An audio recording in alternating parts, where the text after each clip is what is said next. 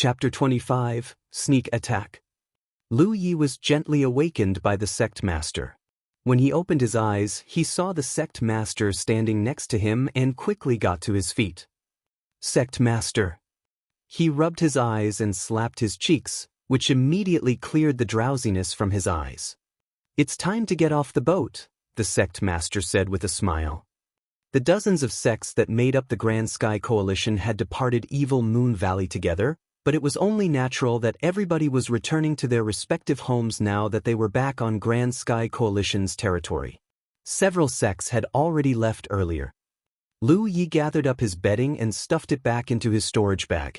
Then, he tidied up his appearance before leaving the cabin with the sect master. They soon arrived on the deck. Somebody was waiting there for them. It was a tall and broad middle-aged man with a majestic appearance. Lu Yi did not know this man. Upon a closer look, he felt as though this middle-aged man seemed to be giving off a powerful militant vibe. The sect master stepped forward to speak with that middle-aged man. A moment later, the middle-aged man turned around to look at Lu Yi, who was standing beside the sect master. Being able to enter the Crimson Blood sect is your good fortune. You have to do your best to cultivate well. Don't ruin the Crimson Blood sect's reputation. Lu Yi quickly responded, "Yes." The sect master cupped his fists. "Then, this old man will be taking his leave. Please." The middle-aged man stretched out his hand. The sect master turned his palm over and took out something from somewhere. He casually tossed it into the air, and a two-wheeled horse-drawn carriage appeared on the deck with a flash of light. The two horses pulling the carriage were completely snow-white and very handsome. Snorting lightly, they shifted their hooves restlessly. Before Lu Yi could get a good look, his body floated over to the carriage. The sect master had picked Lu Yi up with his spiritual power. "Release the array." The middle-aged man shouted loudly. Following his command, a gap opened up in the flying dragon boat's defensive array. A burst of wind roared in, causing the clothes of everybody standing on deck to flap about wildly. The sect master and that middle-aged man cupped their fists and exchanged greetings. Afterward, the two horses pulling the carriage raised their heads and neighed, clusters of light appearing around their hooves. They then rushed out through the gap in the defensive array and sped off into the distance at an extremely fast speed. Watching the two-wheeled horse-drawn carriage disappearing out of sight, the middle-aged man turned around and strode toward the cabin. He left only one sentence behind: "Bring that bastard, Pang Dehai, to me." Yes. Several cultivators from the Grand Sky Coalition responded with gleeful smiles on their faces as though enjoying another person's misery. They might not know what Junior Brother Pang had done to upset the Deputy Coalition leader, but from the look of the Deputy Coalition leader, Junior Brother Pang was probably going to lose a few kilograms. Meanwhile, Lu Yi was excitedly observing and touching anything and everything inside the two-wheeled horse-drawn carriage. His eyes were filled with wonder. He had arrived at Jianghu more than a year ago now, but it wasn't until recently that he realized that the Jianghu he thought he knew was not the true face of this world at all. There were many things about this world that he could never have imagined. Take the flying dragon boat, for example, or the two-wheeled horse-drawn carriage. The huge gaps in cognition had truly driven one point home. This was a world of cultivation. Joining the Crimson Blood sect had finally given him the capital to step into this world of cultivation. Moreover, the splendor of this world was slowly showing itself to him, bit by bit, as his cultivation continued to increase. How could he have seen such wonders if he had spent his entire life in the mines? These two horses, they aren't living creatures? He stood on the cowl and reached out to touch the butt of the horse in front of him. He discovered that it did not feel like flesh and blood. Rather, it felt as though he was touching a piece of metal. It was cold and cool to touch. Upon a closer look, he realized that the two horses did not give off the aura a living creature should have. It was just that they were so vivid and lifelike that they gave off the illusion of being alive. On the other hand, the carriage behind him was open-aired. There was a large umbrella on top of the carriage. That umbrella spun in the wind, releasing rays of light that hung down like threads and blocked the high winds when they were traveling through the sky. The sect master was sitting in the carriage. He laughed when he heard those words. These were created by a golem master for transportation purposes. A golem master. Lu Yi was curious. It's a kind of external cultivation. They excel at making tools. I'm sure you will get the opportunity to meet them in the future. Lu Yi stopped asking questions. He enthusiastically looked around a bit more before entering the carriage and taking his seat. The carriage was very spacious. It could easily fit 3 to 5 people without issue. Naturally, he was not so stupid as to sit next to the sect master. He was familiar with the basic etiquette of showing respect to his master. Therefore, the position he took was the seat in front of the sect master so that he was facing the sect master. How did your cultivation go? The sect master asked. It went well, Lu Yi replied. He had confirmed something during that period of cultivation. He didn't seem to be affected by any major hidden dangers of overdosing on spirit pills while cultivating. Over the past few days, he had consumed more than 10 spirit-restoring pills and managed to unlock his 3rd spiritual point. Leave aside the rate of efficiency for other people when it came to their cultivation. At the very least, it was impossible for them to consume spirit pills as continuously as him. The situation the sect master had mentioned regarding pill poison accumulation, which would ultimately lead to the clouding of one's spiritual power, had not occurred in him. It was possible that he had yet to reach the threshold. He had only consumed more than 10 spirit-restoring pills after all. This point would require further observation before he could form any conclusions. He was considering whether to mention the fact that he had unlocked his spiritual points. While he was hesitating, he heard the sect master speaking. Which path do you intend to choose out of the 6 factions? The so-called 6 factions was, without a doubt, the information that Pang Dehai had mentioned before. Lu Yi had never considered this question before. At the moment, it could be said that he had only just been exposed to the world of cultivation. He was ignorant of everything. How could he decide on the path he wanted to take in the future? Thus he asked, Sect Master, what do you think? Elder Tang reached out his hand and stroked his beard. Your body is not that strong, and you do not have any unique talents. Therefore, you are not suited to the body-tempering cultivation faction. Out of the 5 elements, your primary attribute is fire, which is supplemented by the gold attribute. Hence, you are unsuited to the medicine cultivation faction and ghost cultivation faction. The only ones left are the combat cultivation faction, spell cultivation faction, and external cultivation. Speaking of external cultivation, every cultivator actually knows something or other about external cultivation, so it can be regarded as a supplementary cultivation. There's no need to specialize in it. Lu Yi understood. In other words, the only suitable paths for this disciple are the combat cultivation faction and the spell cultivation faction. That's correct. Sect Master, which path did you take? He asked curiously. Elder Tang chuckled. This old man is in the spell cultivation faction, but you don't need to imitate me. It's a step-by-step process to determine the path you want to take. You need to ask yourself this question. I'm asking you this question now just to give you an idea. I'm not trying to force you into making a decision in a hurry. Once we return to Mount Ao, Lu Yi was listening to the sect master's teachings when he suddenly felt the world spinning around him. Immediately after that, he heard a loud explosion that left his ears ringing. As his vision spun, he saw a ball of flames burning in midair out of the corner of the eyes. He looked in that direction and discovered that it was a 2-wheeled horse-drawn carriage that was on fire. He did not know what kind of attack that carriage had encountered, but it had fallen apart completely. The 2 horses that were pulling the carriage had also broken into pieces and scattered in the air. Lu Yi shook his head. He had the feeling that the 2-wheeled horse-drawn carriage that was burning was identical to the one he had been riding in previously.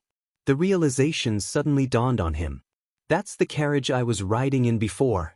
It's just that it encountered an unknown attack. It wasn't until this moment that he discovered he had been pulled out of the carriage by the sect master and was currently floating in midair. There was a bright light glowing around the sect master, and he was enveloped in that light. Concurrently, the sect master was casting a cultivation technique and coldly studying his surroundings with an extremely solemn expression. Chapter 26, Official Disciple. We've been ambushed. Even though Lu Ye's head was spinning, he quickly understood the truth of the matter and couldn't help feeling anxious as a result. He was only a 3 spiritual point cultivator. How could he cope with a situation like this? A yellow ray of light suddenly shot out from the hill below them. It was aimed directly at the spot where Lu Yi and the sect master were standing. That yellow ray of light was steady and extremely fast, arriving in front of them in an instant. The sect master's hair, beard, and clothes were flapping wildly in the wind. He quickly drew a circle in the air, his spiritual power surging at the tips of his fingers. A spiritual power shield visible to the naked eye immediately formed. It was circular in shape, forming a barrier behind the sect master and Lu Yi. There were countless exquisite runes in the shield that were swimming about like tadpoles. There was a loud boom. The yellow ray of light slammed into the shield and was firmly blocked by the shield. However, it gushed forward like a spring, blasting toward them continuously. The sect master glared at it furiously. Spiritual power fluctuated in his palm as he maintained the spiritual power shield, stuck in a stalemate with that yellow light. Having never seen such a mysterious fighting scene before, Lu Yi was utterly stunned by the sight for quite some time. While the yellow light and the spiritual power shield were clashing against each other, the sound of something kicking off against the ground on the other side rang out deafeningly. He turned his head to look in that direction only to see a figure as burly as a steel tower soaring into the sky and rushing toward this direction. Below the figure, a small hill shattered to pieces. It had obviously been crushed by that man. The man lunging toward them was enveloped in a blood-red light as though his blood was evaporating from his body, which made him look extremely brutal. Meanwhile, the sect master was casting spells and wrestling with the yellow light at this moment. The burly cultivator clearly wanted to make use of this opportunity to rush forward. His speed was extremely fast and he arrived within 100 meters of the sect master. The sect master changed the cultivation technique he was casting. The spiritual power shield that had been contending with the yellow light immediately turned in a different direction slightly. The yellow light hit against the spiritual power shield, but the shield that was as smooth as a mirror deflected the trajectory of that yellow light and directed it toward the burly figure instead. The burly figure clearly never expected something like that to happen. By the time he saw the yellow light shooting toward him, it was already too late to avoid the attack. He could only let out a roar and put up his arms in front of him. In the next moment, the burly figure was enveloped in the yellow light. He staggered from the impact, a burnt smell coming from his flesh and blood. Lu Yi almost couldn't help cheering at the sight. Although he couldn't see the dangers during the short exchange with his eyesight, the sect master's attack gave off an inexorable vibe. It was an extremely light yet sophisticated movement. However, he was enveloped by a huge sense of horror immediately afterward. His whole body instantly went cold as though all the blood in his body had frozen over. Before he could figure out what was going on, the sect master let out a groan. A glimmer of blood appeared in front of his eyes and the scent of blood filled his nostrils. The world spun dizzily. By the time Lu Yi returned to his senses, he lowered his head to look with a shocked expression. It was because a 30-centimeter-long wound had appeared on the sect master's abdomen. The flesh around the wound was curled. A trace of something green surrounded the edges of the wound, wriggling like maggots. He did not know when the sect master had gotten injured nor who had injured the sect master. At this moment, the sect master's spiritual power poured out. He desperately escaped in a certain direction at a great speed, bringing Lu Yi with him. Howling gusts of wind whistled in Lu Ye's ears. He was safe and secure with the protection of the sect master's spiritual power. It wasn't until this moment that he saw how many people had attacked the sect master. One of them was the burly figure he had noticed earlier. There was also a thin man. That person was probably the sneak attacker who had shot out that yellow ray of light just now. That person was still casting cultivation techniques non-stop while in pursuit, interfering with the sect master's escape. Fortunately, the sect master was able to resolve those attacks. Oh, there's a third person. There was a flickering figure in the air behind the sect master, chasing after him relentlessly. That figure looked like a ghost and was hard to see properly. Judging by the slim figure, it was probably a female. Every time her body appeared, the distance between her and the sect master closed a little more. They would not be able to escape successfully if this situation continued. The cultivation technique cast by the thin man had greatly interfered with the sect master's speed. Not to mention, the sect master was injured. At this point, how could Lu Yi not understand that the sect master had been injured by the woman with the flickering figure? The three people had a clear division of labor. The thin man who was casting the cultivation techniques was tasked with exhausting the sect master. The burly man was tasked with distracting the sect master. The real assassination was supposed to be carried out by the woman hiding in the shadows. It was just that they had underestimated the sect master's strength. Despite such an elaborately planned ambush, the sect master not only managed to survive but also had enough strength to keep Lu Yi safe. The situation at the moment was obviously very bad for the sect master. If he had been alone, he would have been able to escape even if he couldn't have won against those three. This was the Grand Sky Coalition's territory. He would only have needed to hold on for a while. Help would have come eventually since he had already sent out a message for help the moment he had been ambushed just now. Unfortunately, he had to take care of Lu Yi and was unable to exert his full strength as a result. He was going to be surrounded by those three in less than 10 seconds at this rate. Lu Yi will most certainly die if a fight breaks out between us. Just the impact from a fight between cultivators of our level alone is not something he can withstand. He is completely reliant on my protection to remain safe and sound. I'm afraid I can only take a gamble at this point. Chapter 27. Thinking of escaping after stroking the tiger's whiskers? The thin man, who was proficient in casting cultivation techniques, quickly cast different cultivation techniques while shouting furiously. Spell after spell continued to shoot out in the meantime. On the other hand, the burly man moved as quickly as lightning with an overwhelming aura while the figure of the slender woman flickered in and out of sight.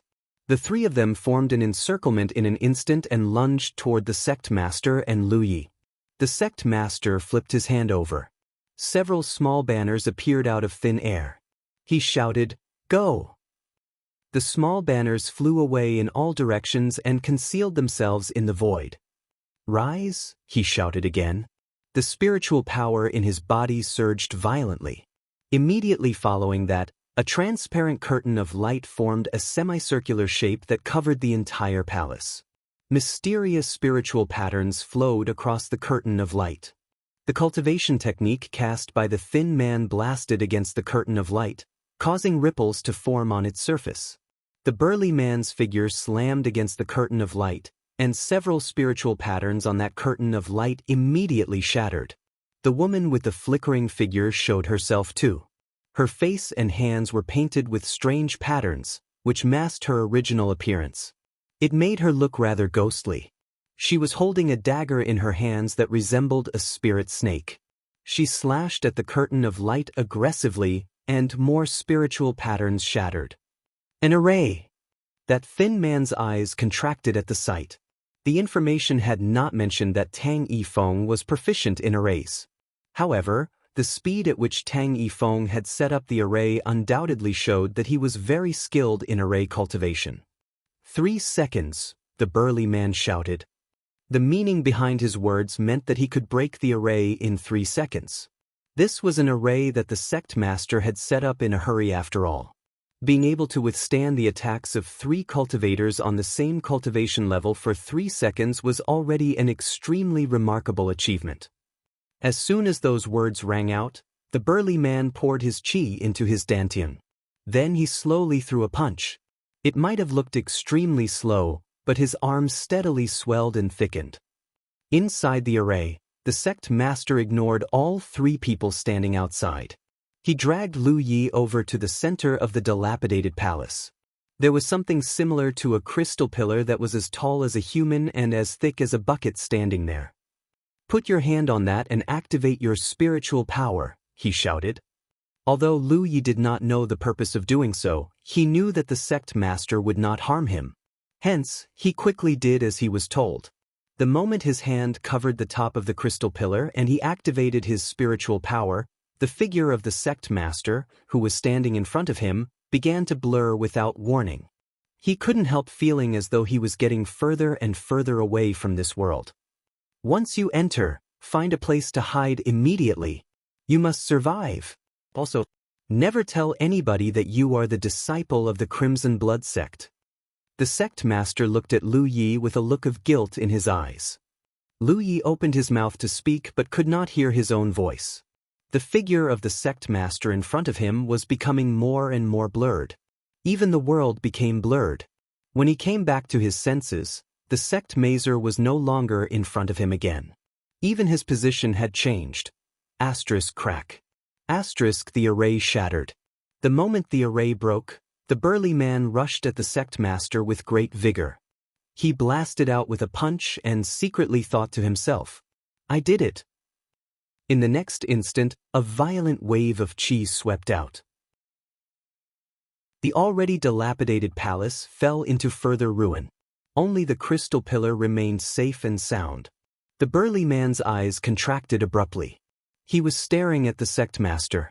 The sect master's shirt was in tatters, which in turn revealed a well-defined and muscular chest. Moreover, he had single-handedly caught the burly man's punch. The sight caused the corners of the burly man's eyes to twitch in response. How is this possible?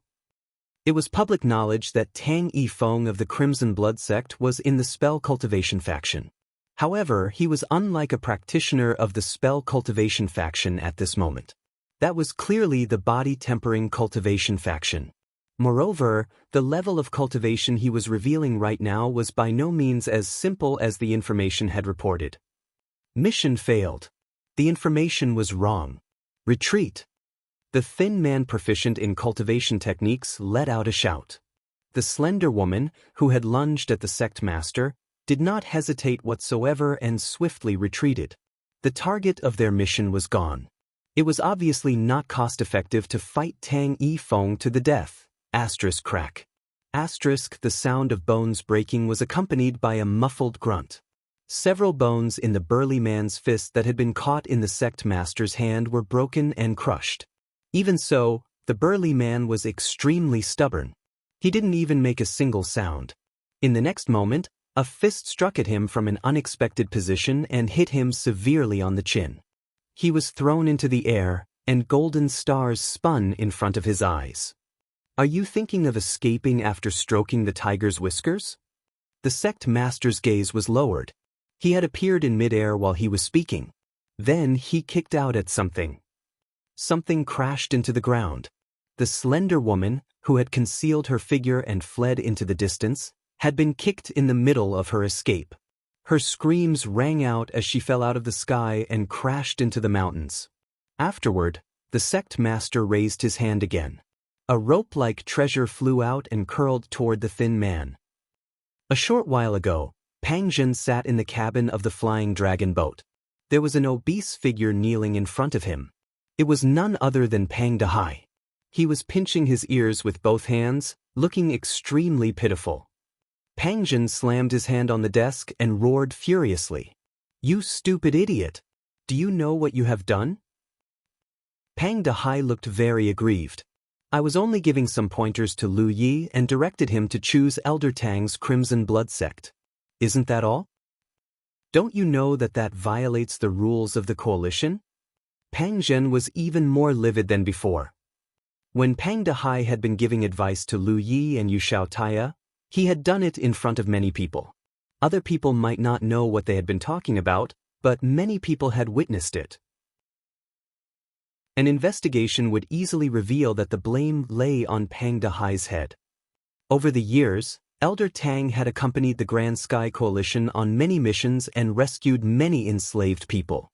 However, those who had the aptitude and talent for cultivation seldom chose the Crimson Blood sect when the time came for them to choose their sects, much less choose only the Crimson Blood sect. An exception had occurred this time around. Therefore, Pang Zhen had found this matter to be rather suspicious and wondered if somebody had secretly taught them something. In the end, his investigation revealed the culprit to be his own family member. Well, what now? Why don't you deal with me according to the rules of the coalition, uncle? Pang Dehai glanced at Pang Zhen, blinking his small eyes. You bastard! If not for your mother, I would have slapped you. Pang Zhen raised his hand to slap Pang Dehai as he spoke. Pang Dehai couldn't help shrinking back slightly. Seeing that Pang Zhen wasn't planning to hit him, he smirked again. Pang Zhen became more and more irritated at the sight of his smug, smiling face. Fuming for a while, he said, "Thank goodness you knew where to draw the line. That brat only has one talent, so he won't become too accomplished in the future." According to Elder Tang, he planned to send the boy to another sect the moment he got the chance. I hope it won't cause too much trouble. Pang Dehai frowned. Uncle, the Crimson Blood sect has not taken in any disciples for more than 30 years now. The sect will be deposed off according to the rules of the coalition if they don't take in any disciples soon. Elder Tang and Senior Sister Shui Yuan are good people. I only gave Lu Yi some advice because I couldn't bear watching without doing anything. But, Uncle, what on earth happened back then? Why does everybody want to suppress the Crimson Blood sect to this point? Don't ask what you shouldn't know. Don't forget, this is a very complicated matter. It's not something a Cloud River Realm Master like you can intervene in. Don't act according to your own assumptions on your own in the future. Yes. He quickly responded, knowing that the catastrophe had passed him by. Then he slowly stood up from the ground. Who allowed you to stand? Pang Zhen raised his gaze. Thud, Pang Dehai knelt smartly. Pang Zhen gave Pang Dehai an angry look. He was just about to reprimand Pang Dehai some more when he scowled suddenly. Lowering his head, he looked at the thumb ring on his thumb. His expression changed drastically in the next moment. Afterward, he stood up abruptly and rushed out anxiously. 10 seconds later, a beam of light landed on the mountain to reveal a figure. It was Pang Zhen, who had rushed over as quickly as he could. He had not hesitated in the slightest, rushing here as soon as he received the message from Elder Tang. Lifting his gaze to look around, he saw that the mountain was a mess. There were traces of battle everywhere. The corpse of a burly man lay by the side with a huge gaping hole in his chest. It looked as though somebody had killed him with a punch. On the other side, a woman's body who was covered in strange patterns appeared to be twisted and distorted in a strange direction. She was also embedded on a mountain wall. There was another person under Elder Tang's foot. His head had been smashed to pieces and his brains were splattered all over the ground. Meanwhile, Elder Tang was topless. The qi in his body was churning and his spiritual power was boiling. The corners of Pang Zhen's eyes twitched involuntarily. Chapter 28, Spirit Creek Battlefield. 1 body tempering cultivator, 1 spell cultivator, and 1 ghost cultivator. These 3 had concealed themselves and launched a sneak attack to kill Elder Tang only to be killed by Elder Tang instead. Pang Zhen quickly organized his thoughts in a short time. Judging from the aftermath of the fight nearby, the 3 people who were killed had been cultivators in the Divine Ocean Realm. As for what level they stood in the Divine Ocean Realm, that remained unknown. Fighting 3 against 1 and still successfully killing all 3 in such a short period of time. It would seem that the conjecture that I've held for all these years is true. The cultivation of this old man in front of me is not as simple as it seems on the surface. He used to be one of the 3 most outstanding people in Jianghu after all. Were they targeting you? Pang Zhen broke the silence. Elder Tang slowly shook his head in response. They were targeting the boy. He originally thought that those 3 were after him. Only during their confrontation did he realize that their target was actually Lu Yi. The main target of that female ghost cultivator, who was the most hidden among the 3, had been Lu Yi. She also very nearly succeeded in killing him. The sect master had received the wound on his abdomen in order to protect Lu Yi from the attack. In the end, that spell cultivator even claimed that they had failed their mission once Elder Tang sent Lu Yi away. That one sentence undoubtedly said it all. That can't be. Pang Zhen furrowed his eyebrows. Where is the boy? He did not see the young man named Lu Yi anywhere. I sent him into the Spirit Creek battlefield. Only then did Pang Zhen notice the crystal pillar in the middle of the ruins. He exclaimed in surprise, "A divine opportunity column? This is the ruins of White Dragon Courtyard, which was destroyed 100 years ago?" Entry into the Spirit Creek battlefield required the use of a divine opportunity column. However, the divine opportunity column was a gift from the heavens that was usually erected in various sects of all shapes and sizes. Not surprisingly, there were also many divine opportunity columns scattered across the wilderness. If one were to look back in time, they would see that these forsaken divine opportunity columns each represented the annihilation of a sect. The divine opportunity column was made from an extremely durable material. It was also protected by the heavens. Hence, it was very difficult to destroy and would be preserved for many years, even long after the sect it originally belonged to had been wiped out. If anybody wanted to re-establish a sect in this location, they would only need to respectfully request the heavens to obtain the ownership of the divine opportunity column for their own use. It was just that no sect had been established in this place during the 100 years that had passed since the destruction of the White Dragon Courtyard. Therefore, this place had been deserted all this while. Pang Zhen was a native of Bingzhou. Not to mention, he was also the deputy sect master of the Righteous Sect and the deputy coalition leader of Grand Sky Coalition. He only needed to ponder a little to know which sect had left this divine opportunity column behind. This is going to be troublesome. He furrowed his eyebrows together. The divine opportunity column could certainly send somebody into the Spirit Creek battlefield. It was just that there was only one result: if a cultivator entered the Spirit Creek battlefield without going through the divine opportunity column of their respective sects, they would be sent to a random spot on the battlefield. The Spirit Creek battlefield was extremely vast. It was practically as large as a continent. Now that that boy named Lu Yi had been sent into the battlefield, nobody could determine his current whereabouts. Even if Pang Zhen dispatched several hundred cultivators in the Spirit Creek realm into the battlefield to search for Lu Yi, they could not be sure they could locate his whereabouts. What's more, that boy was only a one spiritual point cultivator. Entering the Spirit Creek battlefield with such weak cultivation was basically a death sentence. The minimum requirement for the major sects to send their disciples into the Spirit Creek battlefield was for their disciples to be in the First Order Spirit Creek realm. "Elder Tang," Pang Zhen called out. Elder Tang turned around to glare at Pang Zhen for a moment before lowering his gaze. Crimson Blood sect has tolerated oppression for 30 years, and yet those people still refuse to give up. This is taking it too far. Pang Zhen sighed in his heart. He was also feeling very annoyed inside. The incident today might seem as though it was a simple incident where Elder Tang had been ambushed on the way home, but it actually involved a whole lot more behind the scenes.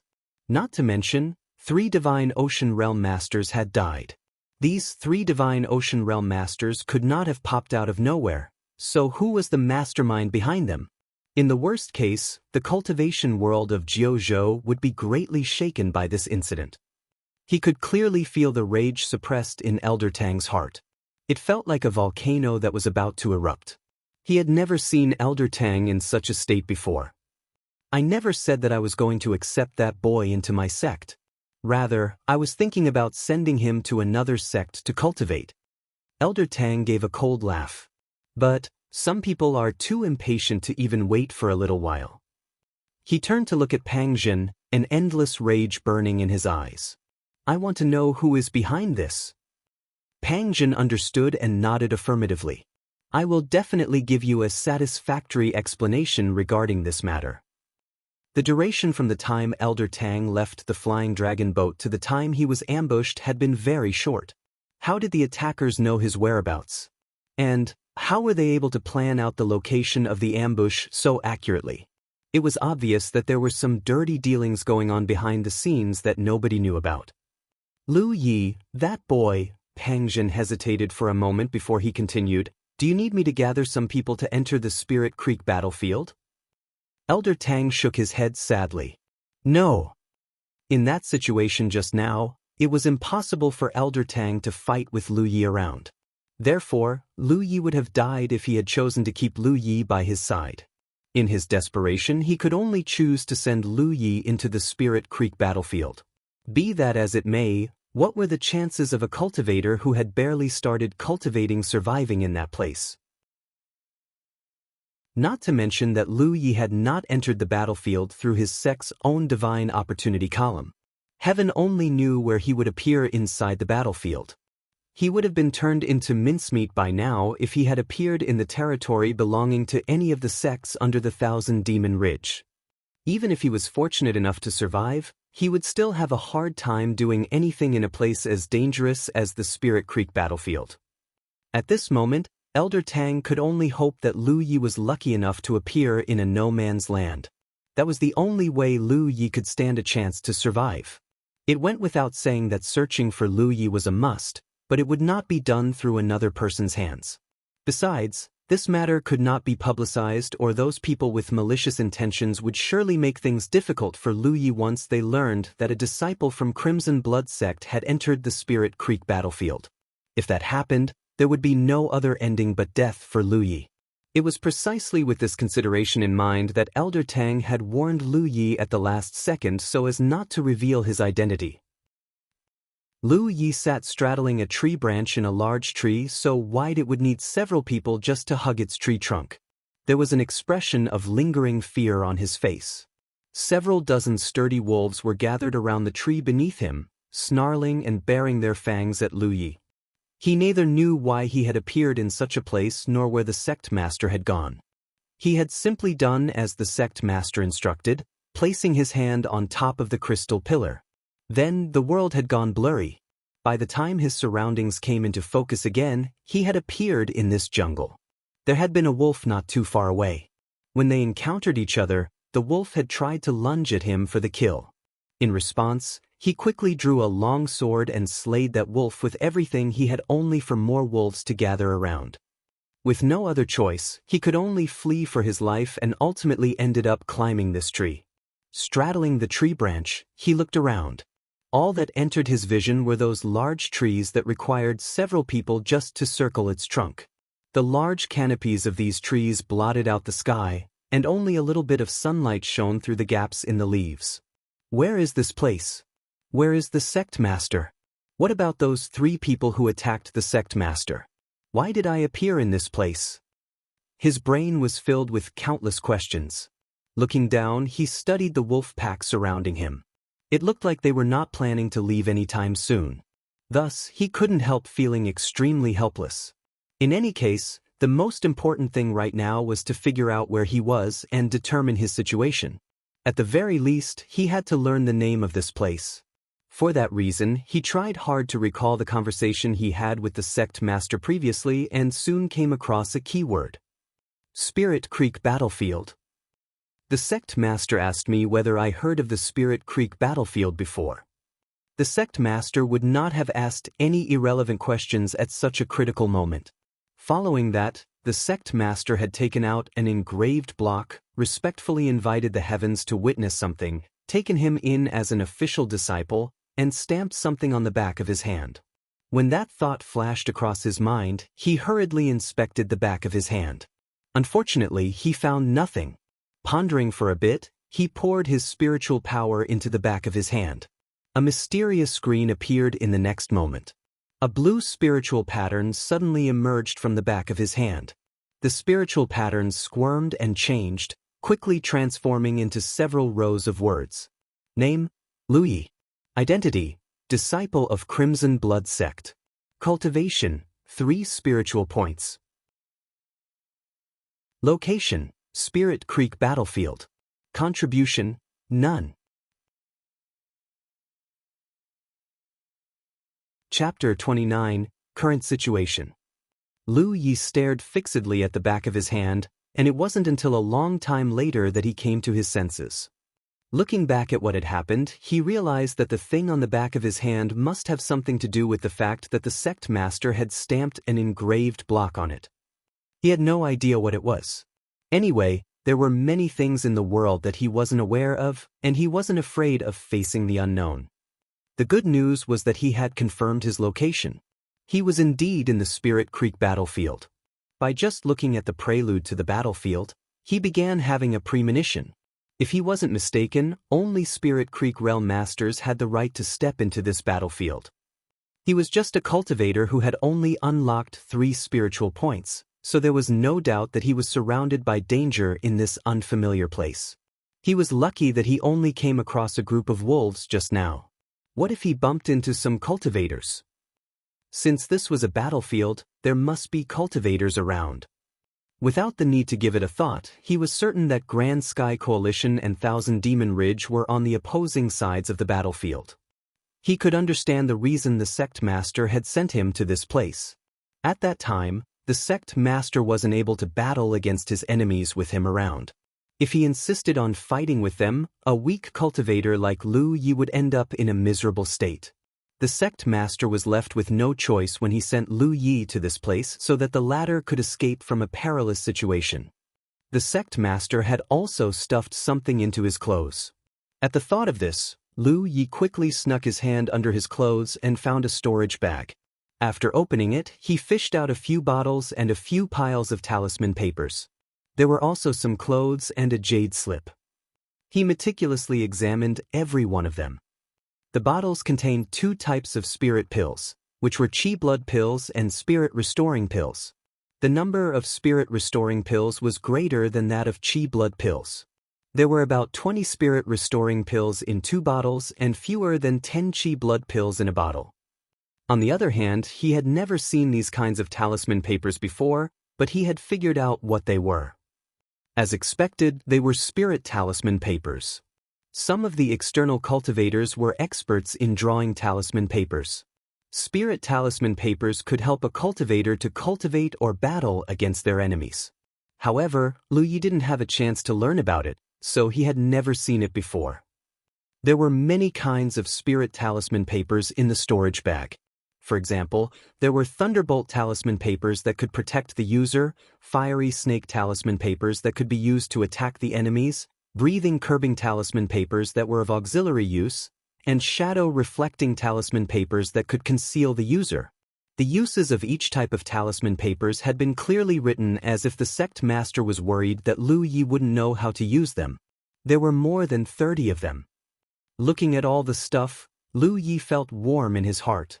There was no doubt that the Sect Master had specifically prepared these items for him because the spirit pills and the spirit talisman papers were only suitable for a cultivator at Lu Ye's level. They were useless to the Sect Master.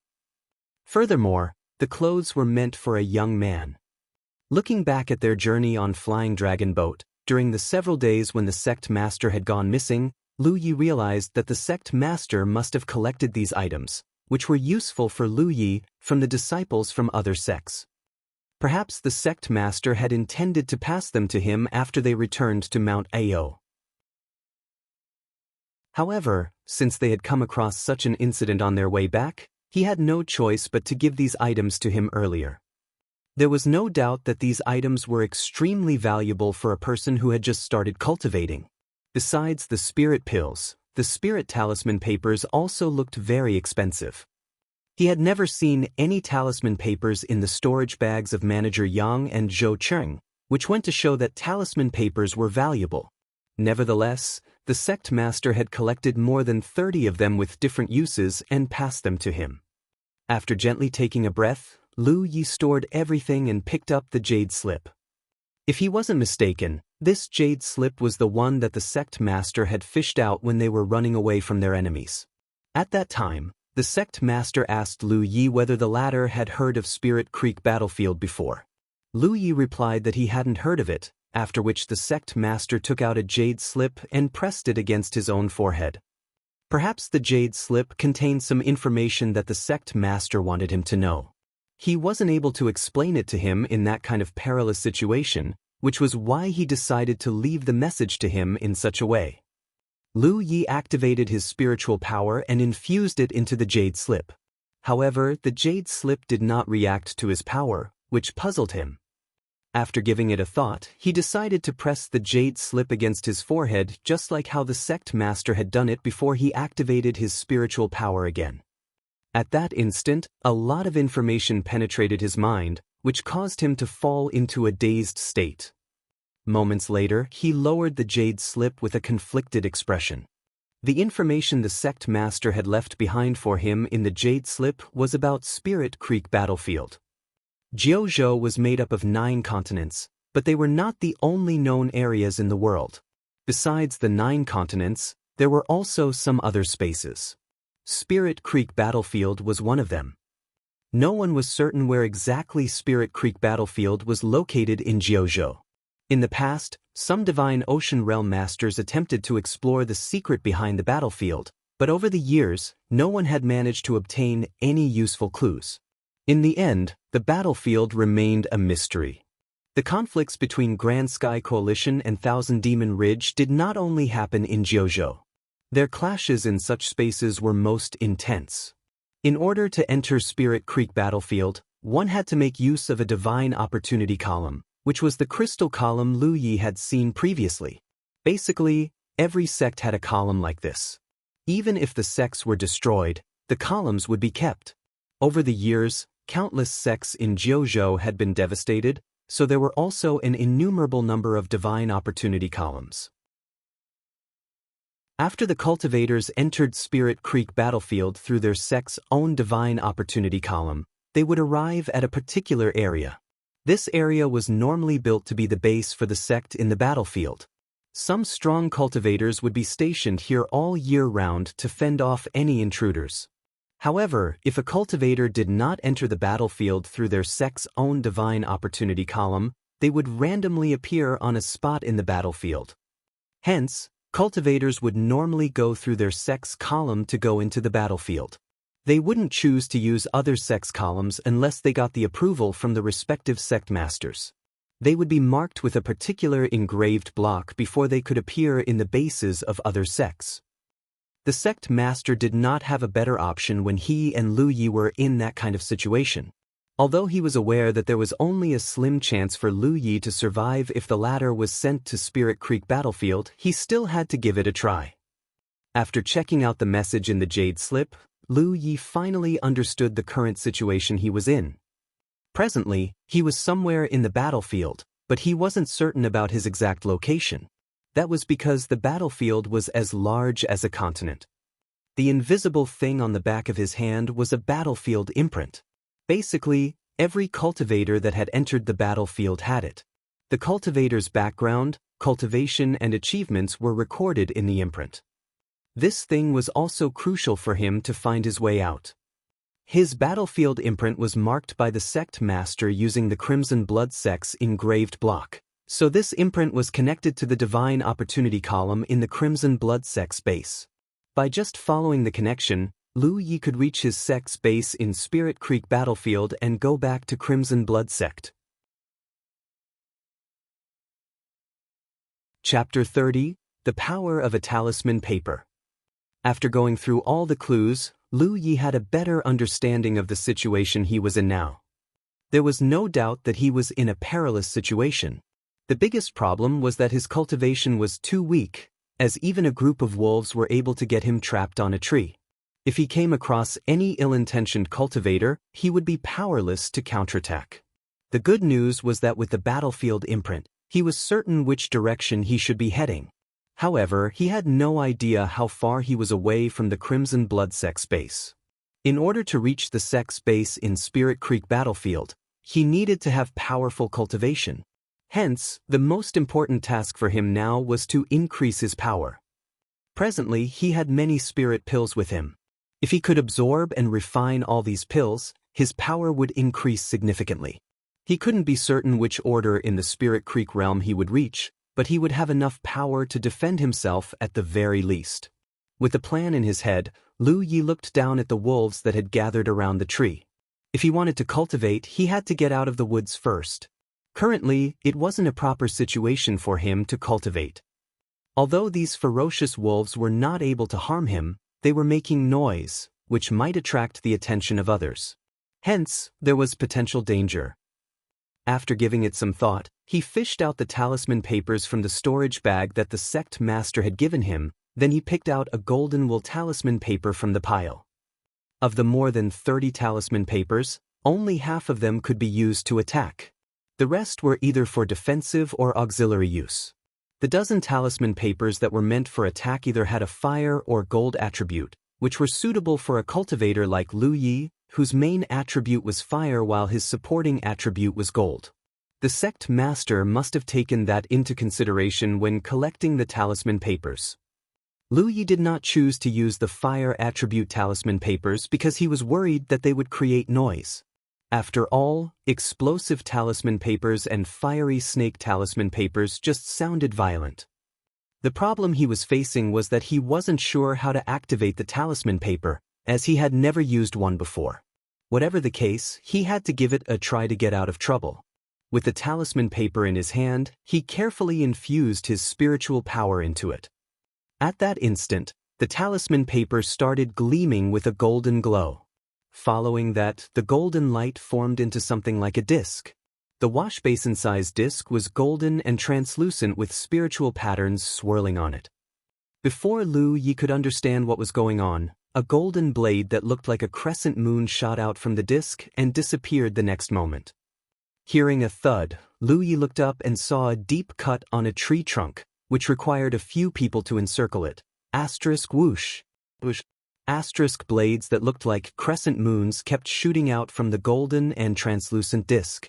At that instant, all the twigs around him were cut off and then fell to the ground. I see. Upon realizing how to use it, Lu Yi quickly adjusted the disc in his hand and aimed at the wolves below him. Asterisk whoosh. Whoosh. Whoosh. Star. The razor-sharp blades broke through the barrier of space and slashed at the wolves that had gathered around. At that instant, blood was splattered everywhere as the flesh scattered around the place. As soon as the blades came into contact with the ferocious wolves, which were as burly as calves, they would be cut into half in an instant. The wolves were apparently flustered as they started dispersing. Lu Yi continuously adjusted the direction as he aimed the blades at the areas where the wolves were most densely gathered. A metallic tang permeated the air as the wolves were killed. Soon, the wolves seemed to have noticed that the situation wasn't in their favor. Therefore, after a howl was heard, the wolves below Lu Yi started running away with their tails tucked between their legs, leaving behind the more than 10 carcasses of the wolves. With the disc in his hand, Lu Yi continued shooting the blades at the wolves as he was overjoyed. Talisman papers were indeed very useful. Just one was enough to allow a cultivator like him, who had only unlocked 3 spiritual points, to kill the beasts with ease. While he was in his thoughts, he suddenly felt exhausted as his heart started pounding against the chest. Then he began seeing stars as he almost lost his balance and fell from the tree. Flabbergasted, he quickly stabilized himself and gasped for air for a moment. After he recovered a little, he looked down and saw that the golden and translucent disc had disappeared. The talisman paper in his hand had turned dim and the patterns on it had become blurred. At that instant, he understood that the talisman paper was no longer usable. But what was wrong with me just now? Upon self-inspection, he found out the truth. All his spiritual power had been exhausted as his 3 spiritual points were empty. The spiritual power that was stored inside had been dried up, which was why he felt so knackered. Then he quickly fished out a spirit-restoring pill and gulped it down before refining it. It wasn't until a moment later that he recovered a little. Certainly, a spirit-restoring pill wasn't enough to help him recover fully. However, before the pill even completely dissolved, he leaped off the tree. The atmosphere around here was too bloody, which might attract even more ferocious beasts. Hence, he had to leave this place as quickly as possible. As for the remaining pill power in his body, he could dissolve it as he ran. It was just that it would be less efficient. He even spent some time cutting some meat off the wolves with his sword before putting them into his storage bag. After this incident, he learned his lesson. He shouldn't be too elated when using a talisman paper, and he had to monitor the depletion of his spiritual power during the most critical moments. He was fortunate that he was only confronted by a group of wolves this time. If he came across any ill-intentioned cultivators in the future, he could only wait for death if his spiritual power was used up. Half a day later, he entered an arid and dark cave. Then he placed a futon on the ground and took a seat on it with his legs crossed. There were plenty of such caves that could serve as a shelter in the wild. Upon inspection, Lu Yi realized that it was supposed to be a cave without an owner. By taking a rest here, he wouldn't have to worry that a beast might come home all of a sudden. The cave was dull, but it wasn't the right time to be picky. If things were going as he had planned, he reckoned that he would have to spend a long time here. He had scanned the surroundings earlier and realized there were no traces left behind by any ferocious beasts. Instead, there were many traces left behind by small animals. That was some good news for him. If he was hungry, he could go out to hunt some animals so that he wouldn't starve. At this moment, many things were scattered in front of Lu Yi as he was counting his assets. Presently, he had 3 storage bags that belonged to Manager Yang, Zhou Cheng, and the Sect Master. The bags were basically worthless. Every single cultivator Lu Yi had come across before was seen holding one bag. Perhaps some of the cultivators even had more than one.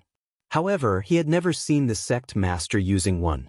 Anyway, the Sect Master must have other means of storing items that he wasn't aware of. There were 25 spirit-restoring pills, 20 of which were given to him by the Sect Master while the remaining 5 were obtained from the storage bags of Manager Yang and Zhou Cheng. There were 26 pills previously, but he had consumed 1 after killing the wolves. There were 16 Qi blood pills in total, half of which were given to him by the Sect Master while the remaining pills were taken from the bags of Manager Yang and Zhou Cheng. There were also 8 healing pills. There were about 30 yuan metals of different sizes and some other mineral ores that he had no idea what they were called. Besides that, there were a novella, a copy of Golden Liberation Technique, about 30 talisman papers of different uses and 5 sets of clothes of various styles. The pills that had been stored in the storage bags of Manager Yang and Zhou Cheng were missing. He reckoned that the Sect Master must have taken them away when he was cultivating on Flying Dragon Boat. Those pills were probably useless anyway. Chapter 31, 8th Spiritual Point. For a lowly 3 spiritual point cultivator, these items were undoubtedly a huge asset. I can't use the mineral ores and spirit talisman paper yet. For now, I can only rely on the spirit restoring pills and the Qi blood pills to further increase my cultivation. Lu Yi stored the mineral ores along with most of the spirit pills and spirit talisman paper in the storage bag the Sect Master had given him, then tied the storage bag to his body for safekeeping.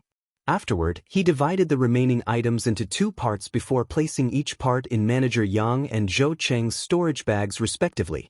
One was tied around his waist for easy access at any time while the other was hidden in his chest area for emergency use. When that was done and over with, he changed into a set of clean clothes. The clothes he had been wearing before were in tatters and there were also bloodstains on them from his fight with Manager Yang. If not for the fact that he had nothing else to wear, he would have tossed them out a long time ago. He suddenly felt incredibly refreshed with new clothes and a new look. All his preparations were in order. Thus, he took out a spirit-restoring pill, stuffed it into his mouth, and began refining the medicinal efficacies. A current of heat soon formed in his lower abdomen. It was the pill power dissolving and transforming into his spiritual power, then pouring into his spiritual points.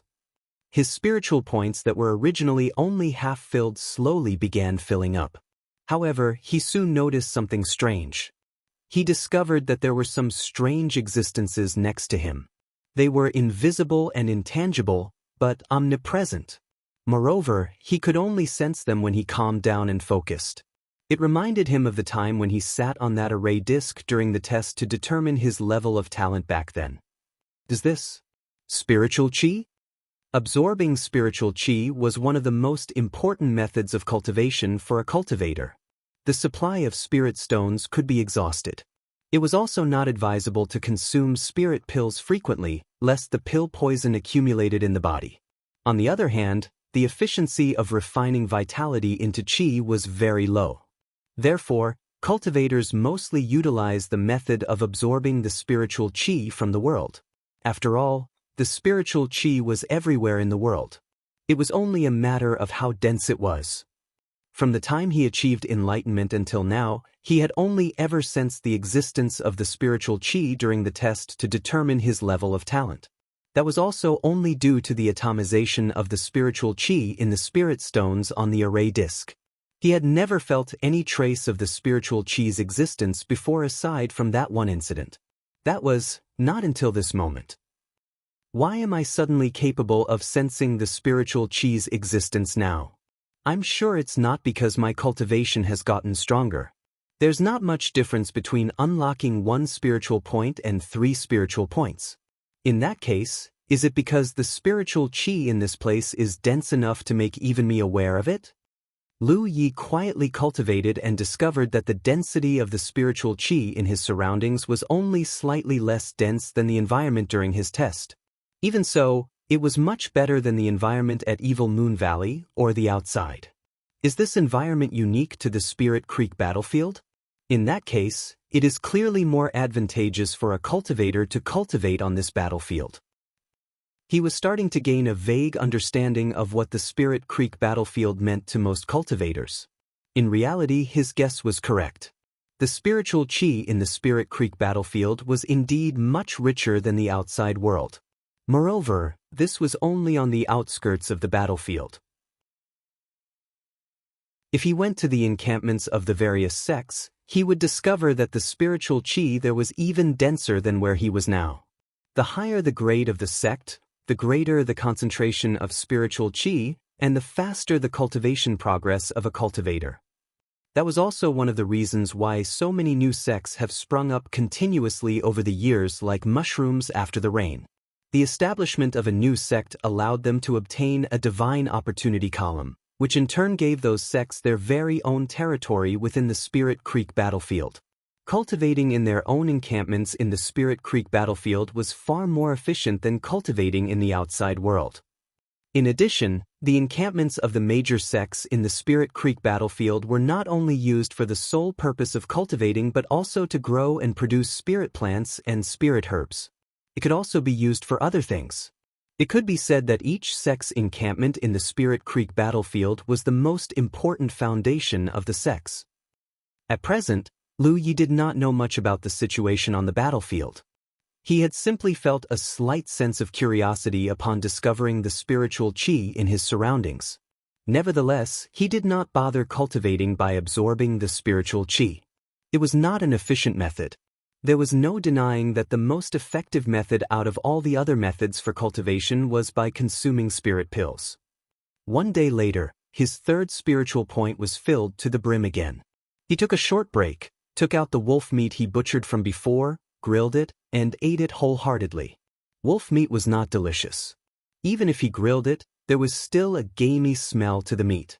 However, he knew that it was more important for him to focus on cultivating right now and did not want to waste time hunting. He practically cultivated without pause as he continuously consumed the spirit pills one after the other. Just half a day later, he broke through the barriers of his 4th spiritual point. 3 days later, his 4th spiritual point was brimming with energy. Another 3 days passed, and his 5th spiritual point was brimming with energy. Yet another 3 days passed, and his 6th spiritual point was brimming with energy. Consuming a large amount of spirit-restoring pills and chi blood pills allowed him to unlock his spiritual points, one by one. By the time he finished all the spirit-restoring pills and the chi blood pills in his possession, he had already reached the 8th spiritual point. Furthermore, only half a month had passed since he began. Unlocking 5 spiritual points in half a month basically meant that he progressed at a rate of unlocking 1 spiritual point every 3 days. If he counted the 3 spiritual points that he had unlocked previously, he was now an 8 spiritual points cultivator. He was only 1 step away from breaking through to the 1st order Spirit Creek realm. This cultivation speed was extremely shocking. He was not sure how fast other people progressed in their cultivation, but he was certain they did not progress as quickly as he did. That was because he had consumed too many spirit pills in this half a month's time. At this point, he could finally confirm something. He did not experience any major hidden dangers from cultivating by consuming spirit pills. His spiritual power remained as pure as ever. There were no signs of his spiritual power becoming cloudy due to the accumulation of pill poison like what the sect master had mentioned before. He had exhausted his supply of chi blood pills and spirit-restoring pills but had yet to break through to his 9th spiritual point. This made him feel a little uncomfortable. Thus, he tried cultivating by absorbing spiritual chi and was frustrated to learn that the efficiency of cultivating in this manner was very low. It was very difficult for him to incorporate the spiritual chi from his external surroundings into his body. Still, it wasn't to say that there were no effects. He estimated that he might have a chance of breaking through the barrier of his 9th spiritual point after cultivating for 3 to 5 months. Unfortunately, there were too many variables in a period of 3 to 5 months. He had to reach Spirit Creek Realm as soon as possible. Only then would he have the qualifications to barely scrape by on the battlefield. Lu Yi secretly lamented that the sect master had not prepared more spirit pills for him. However, this was his misunderstanding. In general, the correct cultivation method for those who were just starting out like himself was to consume 1 spirit-restoring pill every 3 to 5 days. As his cultivation increased, he could then consider increasing the frequency of consuming the spirit pills. The sect master had prepared 20 spirit pills for him in one go. Combined with what he had from before, it would have been enough for him to cultivate for a very long time. Not to mention that he also had some chi blood pills in his possession. Who could have known that he would consume those spirit pills as though he was eating peanuts? He had finished the entire supply in just half a month's time. There was nobody else in this world who could cultivate in this manner. Absorbing spiritual chi or borrowing the power of spirit stones were the most orthodox and safe ways to cultivate for most cultivators. Chapter 32 Tiger. Lu Yi feasted on a large snake beside the dying embers of a fire. That large snake was at least 3 meters long and as thick as his forearm. Its meat was very delicate and tender, which left a lingering fragrance in his mouth. It had been half a month since he exhausted his supply of spirit pills. During this period, the results of his cultivation progress could not compare to before. However, it was better than what he had estimated previously. Judging from his current progress, he would be able to break through the barrier of his 9th spiritual point in another month. The main reason he could achieve such progress was that he had discovered something. The efficiency of refining vitality into chi was greater than absorbing spiritual chi. And where did he obtain that vitality? Without the chi blood pills, he could only obtain it through eating. He had first noticed it when he ate the wolf meat earlier. When he later hunted several other beasts, he found that the meat of these beasts living in the Spirit Creek battlefield was very nutritious. The larger these beasts, the stronger the supplementary effect. He was not very adept at absorbing spiritual chi. It might be due to his low talent, but it was very difficult for him to bring the spiritual chi into his body. On the contrary, it was different when it came to the food he ate. Anything that he could digest would aid in replenishing his blood and chi. Then, he refined the vitality in his body into spiritual power, which could also lead to the enhancement of his strength.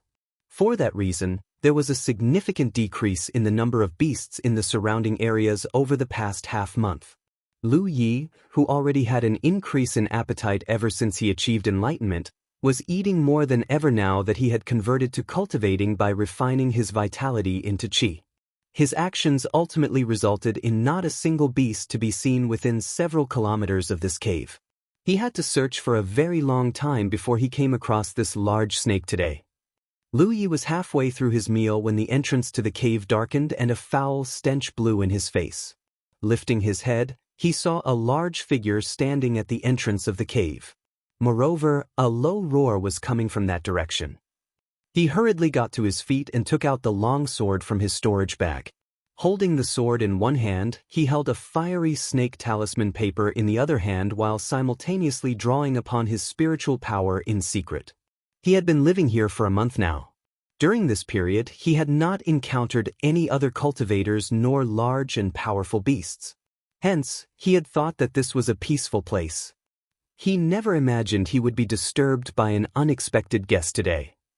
He had expected such a situation to occur, so he was not that disturbed. He quickly responded to the situation promptly and correctly. This cave was small and narrow. If his opponent dared to rush at him, he could use the fiery snake talisman paper in his hand to teach his opponent a lesson. He still had other spirit talisman papers even if the fiery snake talisman paper was useless against his opponent. In the worst case, he could slap a thunderbolt talisman paper on himself. The sword in his hand was not a mere decoration. It wasn't until this moment that he saw what his uninvited guest was. It turned out to be a tiger. The tiger was covered in spotlessly clean fur that was as white as snow. There was the character, King, on its forehead, and its pale amber tiger eyes were extremely enchanting. When Lu Yi met the gaze of that pair of tiger eyes, he felt his mind sway for a moment and knew that he had run into something very powerful. He had killed many beasts during this period. There had been beasts even bigger than this tiger, but there had never been a beast that gave him such an oppressive feeling as this tiger. He was an 8 spiritual point cultivator now. This was not an ordinary beast. It was most likely a spirit beast with a cultivation base. There was a difference between a spirit beast and an ordinary beast. Spirit beasts were capable of cultivating. It was said that spirit beasts would be able to take on human forms if they unlocked certain spiritual points.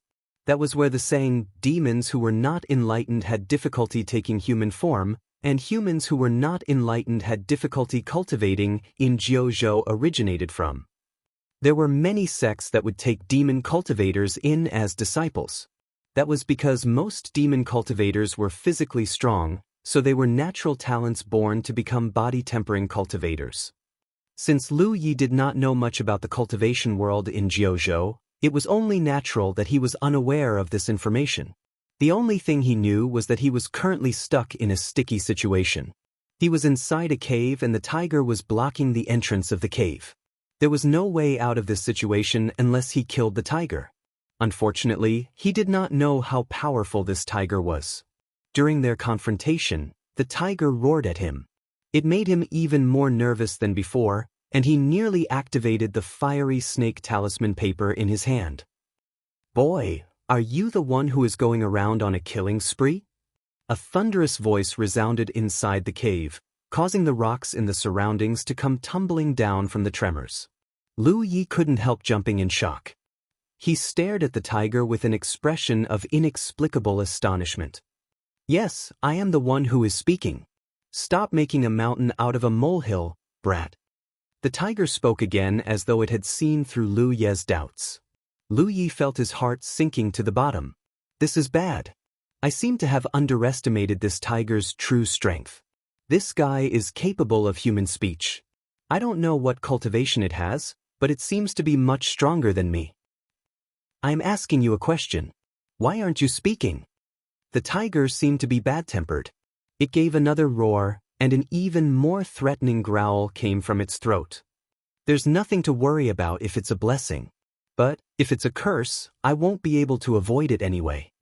With that thought in mind, Lu Yi could only bite the bullet and deny, "It wasn't me." That tiger lifted its paws and slapped the ground in a fury. The entire ground trembled from the force.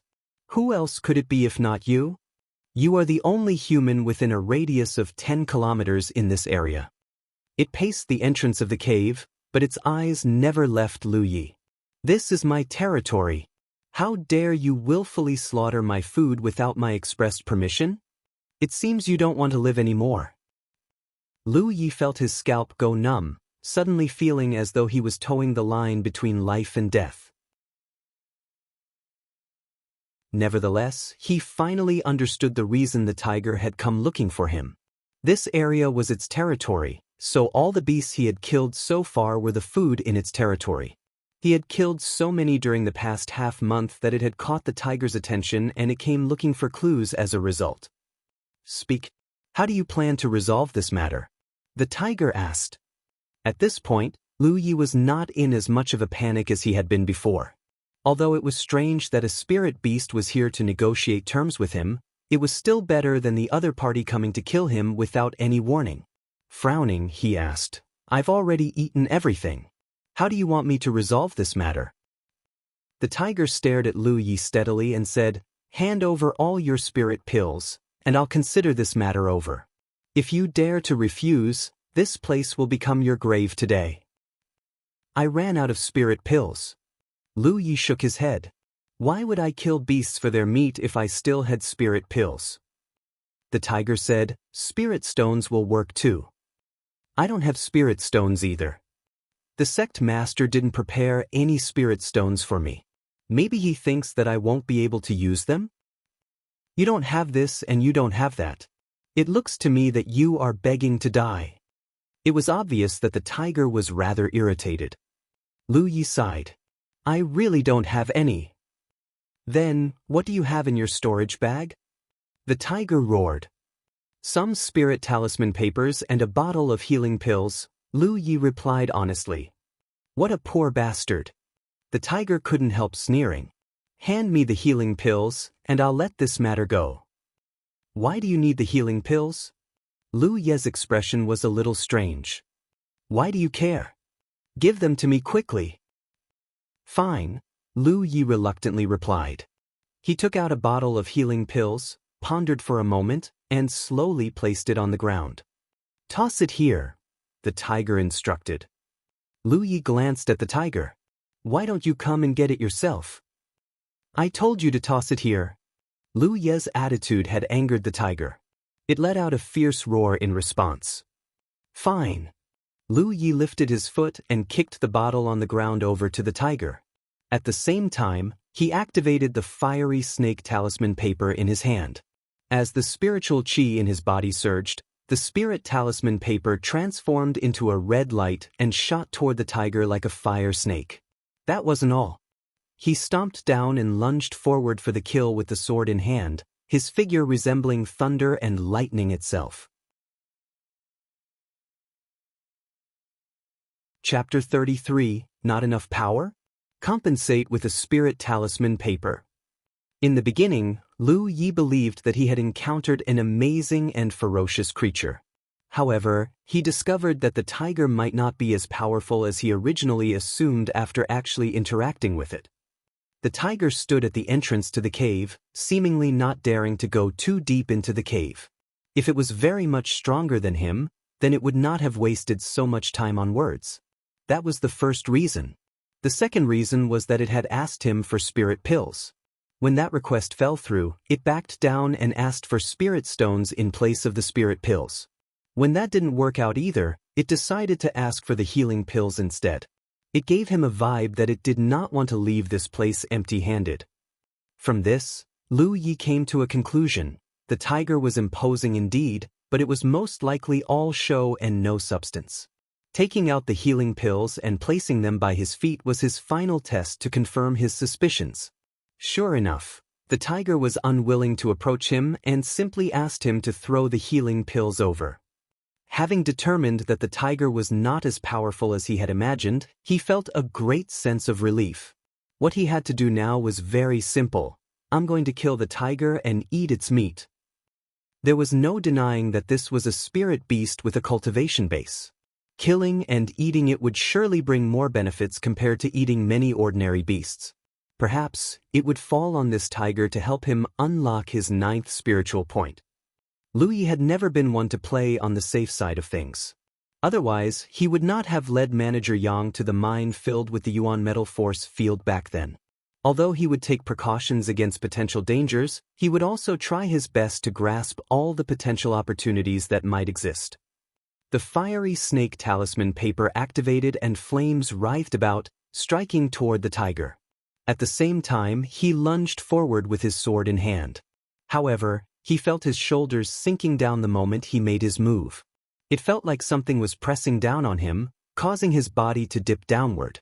He almost fell to his knees as a result. The attack was accompanied by a sharp shriek in his ears. In the next instant, he felt somebody smashing viciously at his head with a hammer. He felt dizzy and stars danced in front of his eyes. Holding his sword in one hand, he forcibly propped up his body to prevent himself from falling while simultaneously calling upon the spiritual power in his 8 spiritual points to protect himself. The surface of his body instantly burned with a layer of flames. There was a trace of gold mixed in with the flames. According to his 5 elements, he was primarily fire attribute supplemented by gold attribute. Therefore, the spiritual power in his body would reflect the properties of these 2 elements. A blood-curdling scream rang out. The weight pressing down against his shoulder vanished immediately. He was still feeling rather dizzy, but he had recovered considerably. Rather, what surprised him was that he had been ambushed. Moreover, the one who launched a sneak attack on him was not the tiger but somebody else. He had been lurking in the deepest part of the cave while the tiger blocked the entrance to the cave. From the start until the end, he had been communicating with the tiger. There were no signs of anybody else around them. Hence, he had not expected a sneak attack coming from behind him. It was fortunate that the sneak attacker was not very strong. He had simply activated his spiritual power to protect himself and was able to force the opponent back as a result. When that scream rang out, Lu Yi abruptly turned his head and caught a glimpse of some unknown thing sinking into the rock wall and disappearing from view out of the corner of his eye. Nevertheless, he did not have the leisure to investigate the identity of his sneak attacker. That was because the tiger had lunged at him, accompanied by a foul stench on the wind. The fiery snake talisman paper had failed to kill the tiger and only managed to burn the opponent's fur to a crisp. It could be seen from this that the tiger really did have a cultivation base. It was obviously too late to use another spirit talisman paper at this point. He had missed the best opportunity to make his attack. Thus, he could only slash out fiercely with his sword. At the same time, he drew upon his spiritual power and enchanted the longsword with the spiritual pattern, Sharp Edge. During this period, he had used the longsword that once belonged to Manager Yang to kill many beasts. It was a pity that he had never learned any swordsmanship before, so he basically just used the sword to slash and hack at his enemies. The longsword enchanted with Sharp Edge was incredibly sharp. During Lu Ye's fight against Zhou Cheng before, he had sliced his opponent's sword of the same quality in half in one swing. Unfortunately, this tiger's bones seemed to be tougher than Zhou Cheng's sword. Lu Yi slashed his opponent across the shoulder blades but couldn't cleanly slice through his opponent's body. Instead, he lost his balance due to the strong kickback. He staggered backward and pulled out his long sword, causing tiger blood to splash everywhere. Before he could do anything else, he felt a numbness spreading out in his chest. The tiger's claws had swiped at him, taking a layer of flesh with it. The pain did not negatively affect him, but sharpened his mind and cleared his head instead. Fighting against a tiger in this narrow cave was extremely perilous. He could lose his life at any time. Even so, he felt calm and confident after their exchange of blows. That was because his conjecture was correct. This tiger's cultivation was not as advanced as he had assumed. It wasn't an opponent he couldn't win against. As long as he performed well, killing the tiger and feasting on its meat was just a matter of time. The tiger roared and rushed at Lu Yi again. An unearthly screech suddenly rang out in the cave at the same time, disrupting his concentration. That was the tactic employed by the enemy hiding in the shadows. Be that as it may, he ignored the enemy hidden in the shadows and focused solely on the tiger's movements. When his opponent lunged through the air at him, he lowered his body, kicked at the ground, and slid his body out from under the tiger's body.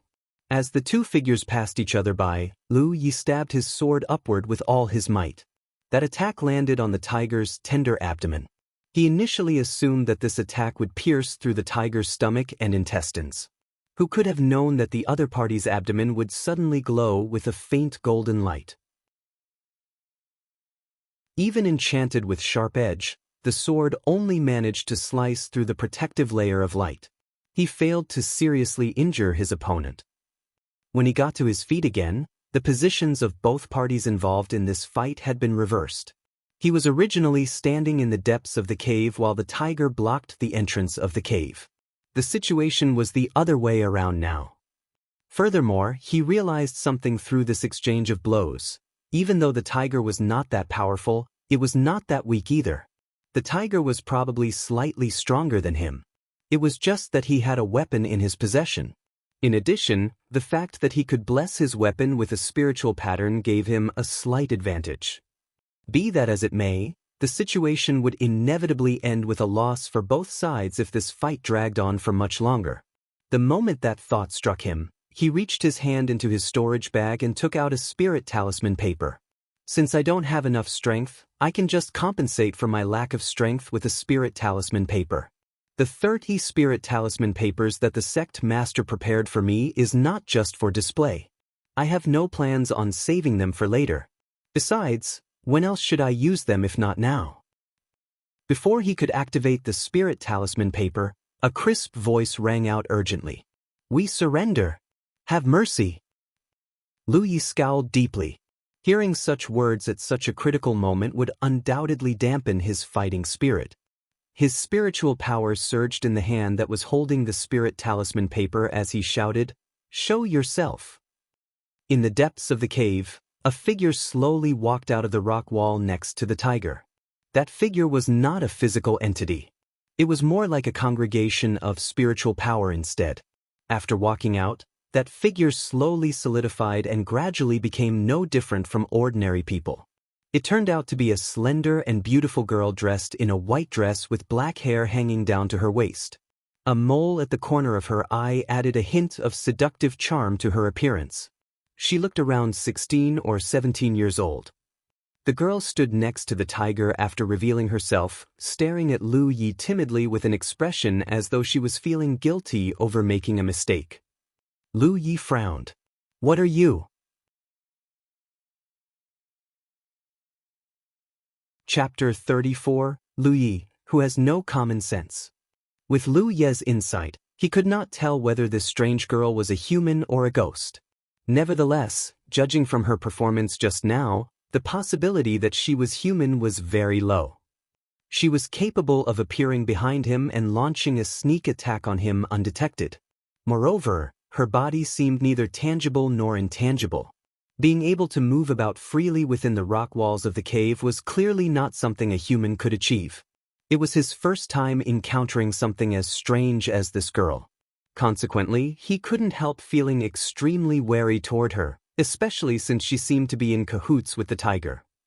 Although he currently held a geographically advantageous position, any carelessness on his part could lead to a disastrous ending. In his opinion, he was holding the initiative right now. The best outcome was for him to activate the spirit talisman paper and kill the tiger quickly.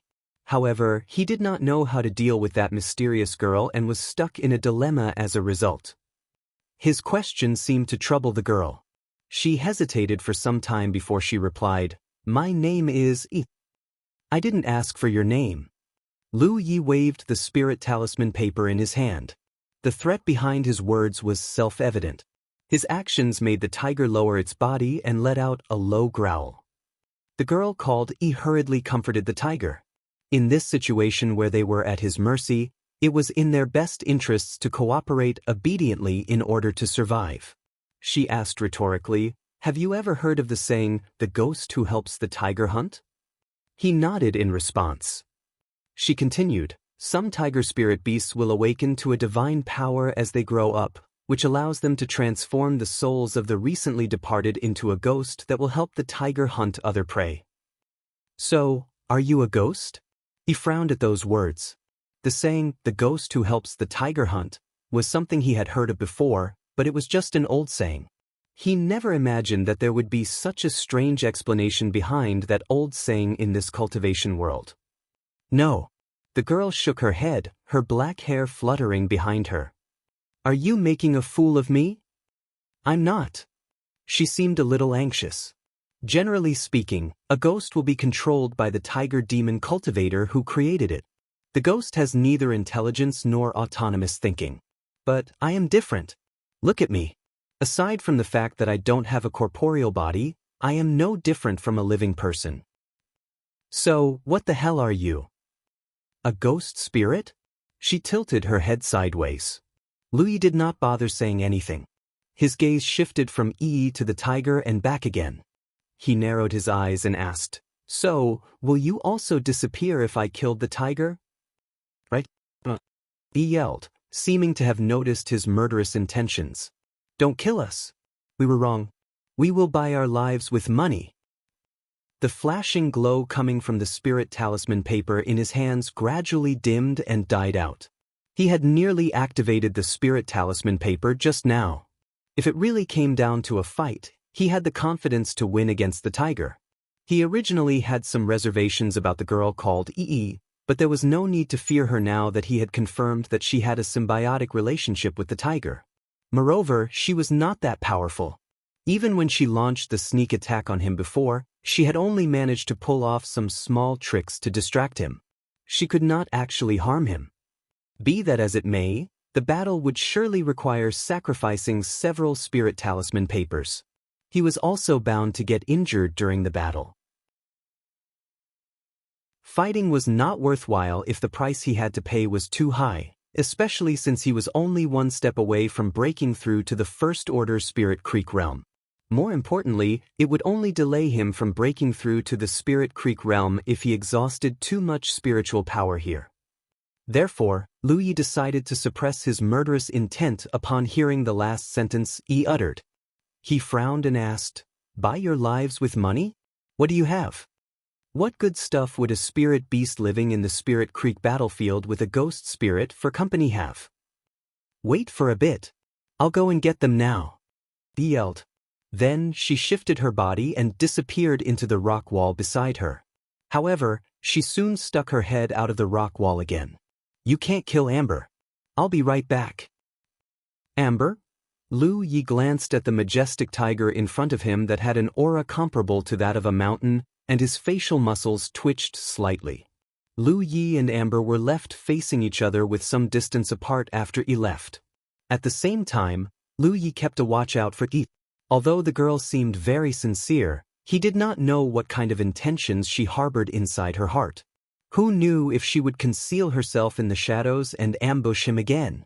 His cultivation was still very low right now, so he did not have the means to track or detect her whereabouts. The girl returned quickly. He had only waited for less than 15 minutes when she appeared again. It was just that she walked out from behind him this time around.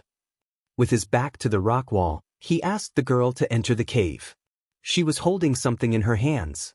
Lifting those items up, she said, "We'll use this to buy our lives. Please don't kill us."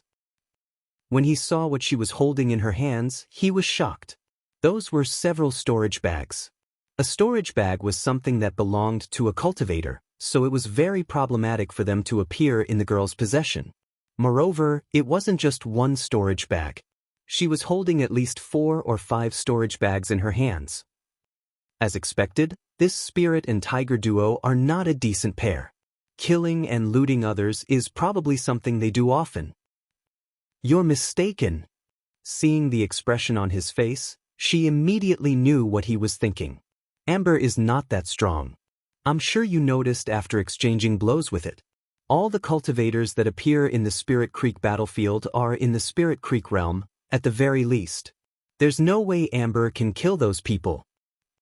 Then, where did those storage bags come from? It was only logical that he would not believe her so easily. She squirmed slightly. From scamming others. Those cultivators are very cowardly.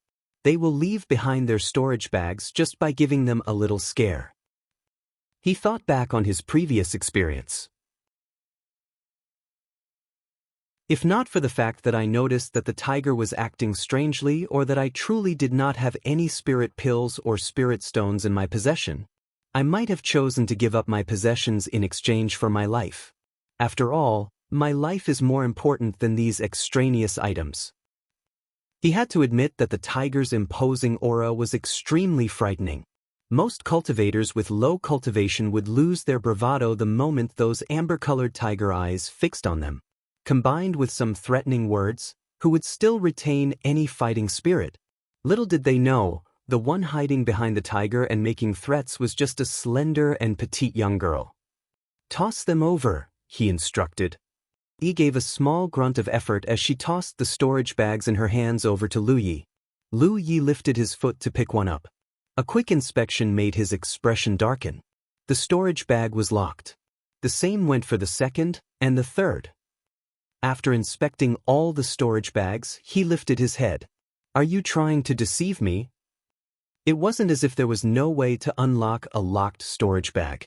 It was just that he did not have the means to do so. She looked a little aggrieved. Some guys ran away so quickly that they didn't even undo the restraining lock when they left their storage bags behind. There were some that obeyed our instructions to unlock their storage bags, but we've already used up all the useful things in those. That was the truth. He and the tiger had obtained more than just these few storage bags in this jungle over the years, but they had more or less used up all the usable items within the other storage bags. There were only empty bags left, so she didn't bother to bring them. Lu Ye's eyebrows furrowed deeper. If this is all the sincerity you have, then there's nothing more to discuss.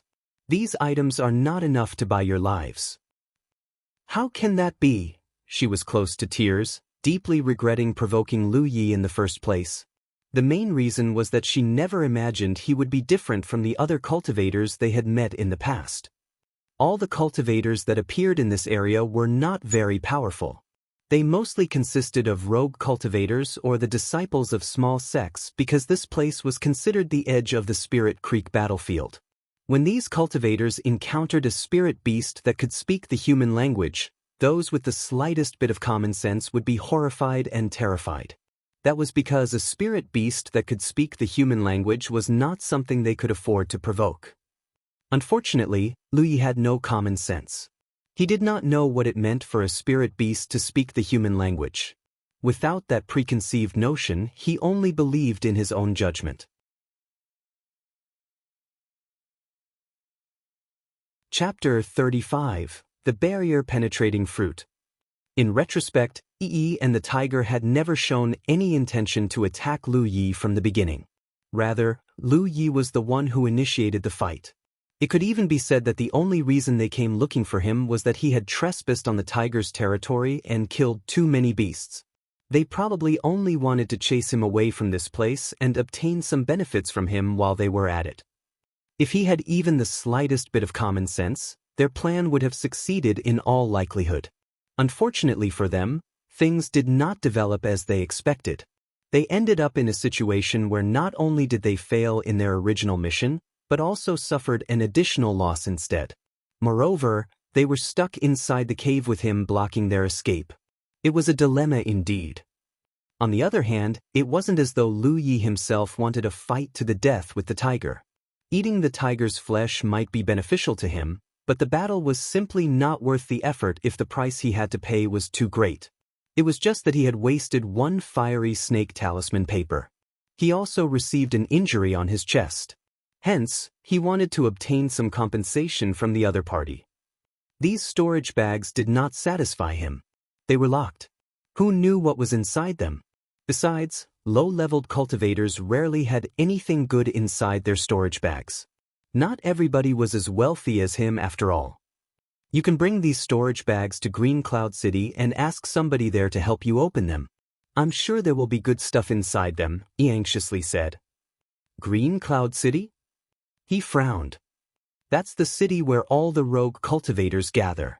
It's only 30 kilometers from here. I can lead you there. No need. The reason he had always remained inside this jungle was that his cultivation was too low. According to his plans, he refused to leave this place without reason until he became a Spirit Creek Realm Master. His refusal to compromise gave her a terrible headache. She beggingly said, "Can't you just let us go? We have reflected on our actions." He responded in an indifferent manner. "You have to pay a price when you make a mistake. My patience is limited. You had better not waste my time with nonsense." She gritted her teeth loudly. "If it really came down to a fight, you won't get out of this unscathed either. I don't believe." "Is that so?" He lifted his hand and took out another spirit talisman paper. She immediately froze and lost her confidence. Staring at the spirit talisman paper, she shrunk back in fear with the dreaded realization that they were up against a difficult opponent this time around. He had to be an important disciple from one of the major sects for him to have so many spirit talisman papers in his possession. Faced with somebody like that, it was no wonder that the storage bags of such low-leveled cultivators did not interest him. She seemed to resolve herself to something and gave a heavy sigh. There's one more thing. I will fetch it for you. The tiger seemed to understand what she was planning to do and immediately turned toward her with a soft whimper. She forced a smile on her face and lifted a hand to pet its head. Wait here for me. I'll come back as soon as possible. Don't pick a fight with him while I'm gone. The tiger roared loudly once more, to which she responded with a stern expression. Behave. The tiger involuntarily lowered its head. She petted it once more. Then she turned around, sank into the rock wall, and disappeared out of sight. After her departure, Lu Yi and the tiger continued with their staring contest. From the exchanges between Yi and the tiger, Lu Yi understood that the spirit beast could understand humans. It made sense when he thought about it. How else could Yi work with the tiger to frighten those low-leveled cultivators if it did not understand humans? Time ticked by. In the meantime, his expression gradually became more and more grim. That was because the tiger he trapped inside the cave was becoming increasingly restless and uneasy. It paced the depths of the cave, glancing at him from time to time. As such, he could sense a waft of danger which made him even more vigilant than before. Unfortunately, Yi took a long time to return. About an hour or so went by before she suddenly appeared again. However, there was clearly something wrong with her condition. Her body was slightly translucent and she gave off a very weak feeling. Lu Yi frowned at the sight, wondering whether this girl was simply pretending or if she had really gotten injured. Whatever the case, his attention was quickly drawn to the item in her hand. It was a bright red fruit about the size of a baby's fist. When she brought this fruit into the cave, it filled the entire cave with a strange fragrance. What is that? He asked. He might not know what that fruit was, but he instinctively knew that it was something good. She weakly replied, a barrier-penetrating fruit. What is it used for? He asked again. She felt a little puzzled. Logically speaking, it was impossible for an important disciple from a major sect like him to have never heard of something as well known as a barrier-penetrating fruit. This was a precious treasure to any cultivator in the Spirit Creek realm. It was just that she was in poor condition and couldn't be bothered to talk nonsense. Thus, she explained, it's used to penetrate the spiritual points barrier. His eyes lit up at those words. He did not know where she found this fruit, but if it was as she said, then this item was extremely useful for him. He lifted his head and indicated to the girl. Tuss, bring it over. She shook her head. I can give this fruit to you. But you must swear a heavenly oath. With the heavens as witness, swear that you won't hurt us again after receiving the fruit. Despite being so weak that she was almost unconscious, she did not forget the situation they were currently in. If Lu Yi decided to harm them after obtaining the fruit, it would be difficult for her and the tiger to leave this place alive. Lu Yi did not understand what a heavenly oath was.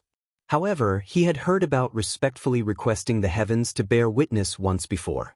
He more or less understood what he meant, so he nodded in response. Okay. He paused for a short moment to consider his wording before continuing. Lu Yi, cultivator of Bingzhou, respectfully requests the heavens to bear witness. If Yi hands me the barrier-penetrating fruit, I will not trouble Yi or Amber again under the condition that they do not actively provoke me or harm me.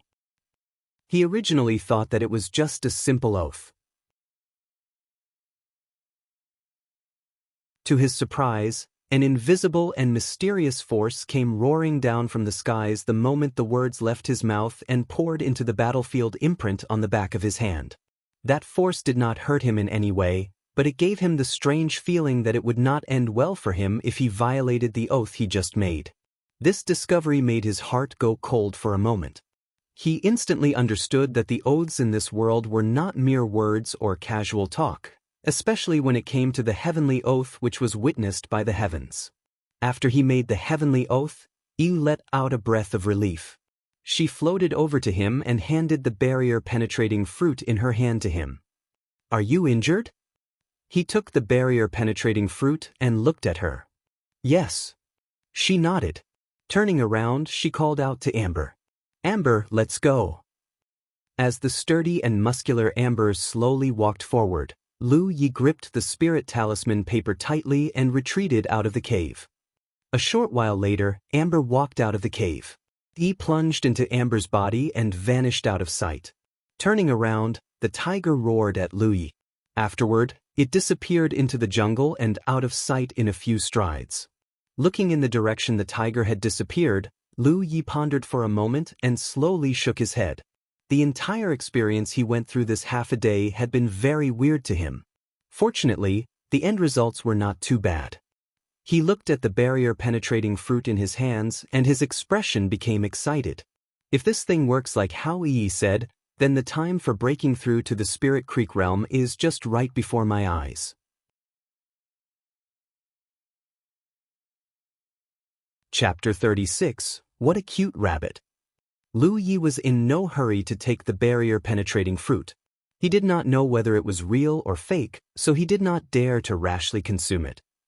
His battle with the tiger might have been short, but that short moment of confrontation had been extremely dangerous and he was injured in the process.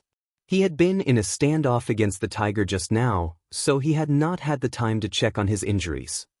Finally removing his clothes at this moment, he discovered that the flesh and blood on his chest was a total mess. There were several immensely deep claw marks across his chest, and his blood had long since dyed the front of his clothes crimson. Fortunately, he was no longer just an ordinary person now. During his confrontation with the tiger, he had consciously urged his spiritual power to seal his wounds. Therefore, the blood lost was not too serious even though the wound looked extremely hideous. He moved his muscles a little and confirmed that there were no broken bones. Then he let out a breath of relief. It would be much easier to handle if it was only a flesh wound. He still had 8 healing pills in his possession which had very good restorative effects. Taking out the bottle with the healing pills, he poured one out and swallowed it. After that, he took out another one, crushed it with his fingers, and evenly applied the powder to the wound on his chest. The agony that followed made him grit his teeth and grin in pain. Once he was done with that, he put his clothes back on, sat down cross-legged, and refined the pill power of the healing pill. He felt much better after one night passed. The wound had begun to heal and knit, so it probably wouldn't take more than a few days to recover. During that interval, he polished off the large snake he had been eating before to replenish his energy. When day broke, he came to the watering hole several kilometers away and easily caught a big, fat rabbit. Holding it by the ears, he returned to the cave. A short while later, he sat cross-legged inside the cave. Holding the barrier-penetrating fruit in his hand, he used his long sword to gently slice off a small piece of the fruit, forced the rabbit's mouth open, stuffed the piece of fruit into its mouth, closed its mouth again, and gave it a vigorous shake. Only after ascertaining that the rabbit had cleanly swallowed the entire piece of fruit that he let it go. It might have been because of the shock it received earlier, but it simply crouched frozen stiff on the ground. He ignored the rabbit and blocked the entrance of the cave to prevent it from escaping. Afterward, he began investigating the storage bags that he had brought over. Neither E nor Amber had asked for the storage bags back when they left yesterday. The main reason was that these bags were locked by the restraining lock, so these storage bags were useless to them. The storage bags were covered in dirt as though they had been dug out of the ground. He casually picked one up at random and poured his spiritual chi into the storage bag. However, he distinctly felt that his spiritual chi was unable to penetrate the storage bag. It was being blocked by a strange force. That was the restraining lock. Every storage bag had its own restraining lock, and the key to unlocking it was the owner's spiritual chi. Lu Yi originally had 3 storage bags. One belonged to Manager Yang, one belonged to Zhou Qing, and the last one was given to him by the sect master. Although Manager Yang's storage bag had a restraining lock on it, he had unlocked his storage bag to take his long sword out of the bag before he died. The situation at the time had been such an emergency that he did not have the physical or mental energy to lock the storage bag again. Therefore, all the items inside the storage bag had greatly benefited Lu Yi. On the other hand, the restraining lock on Zhou Cheng's storage bag had been forcefully unlocked by the sect leader. The restraining locks on these 2 bags had remained in an open state all this while. Meanwhile, The storage bag that the sect master had given to Lu Yi was brand new. When Lu Yi obtained it, he had used his spiritual qi to register himself with the restraining lock on the storage bag. Thus, he could freely open and close the restraining lock as long as he poured his spiritual power into the lock.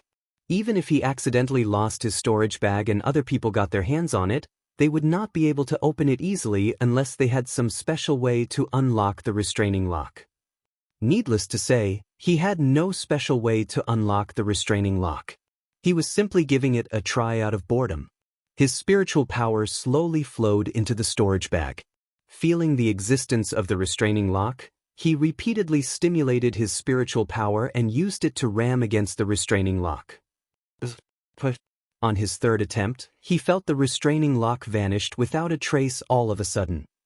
While he was reeling from the surprise, the storage bag in his hand abruptly burst into flames and burned fiercely. He quickly threw the storage bag away from him and watched blankly as it turned into a pile of ash in a very short time. So, it does that too? He frowned. It wasn't until this moment that he finally understood. The restraining lock was not just for protecting the storage bag and preventing strangers from stealing the contents of the storage bag. It could even destroy the entire storage bag at critical moments. It was a bit like the principle of, better to destroy everything than to let another person have it. Looks like I really can't mess around without a special way of unlocking the restraining lock. Ruining a storage bag was a trivial matter, but if some of these restraining locks had any dangerous restrictions hidden in them, he might be wounded as a result. Therefore, he put the remaining storage bags away and checked on the rabbit situation. There was nothing wrong with the rabbit. It was still alive and kicking, looking extremely adorable. He grabbed the rabbit by the head and gave a brutal twist. There was a cracking sound. Such a cute rabbit will certainly taste delicious.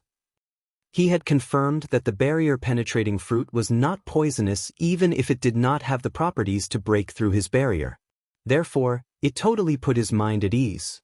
Walking over to the spot where he cultivated, he took out a floor cushion and sat down cross-legged.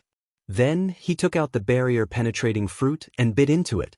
The juice flooded his mouth with a fragrance that lingered on his tongue. It was surprisingly sweet. Lifting his eyebrows in amazement, he polished the barrier-penetrating fruit off cleanly in several bites. The fruit did not have any seeds. It was similar to a small tomato. Reminiscing about the flavor, he closed his eyes, concentrated, and quietly perceived its effects. Nothing changed at the beginning.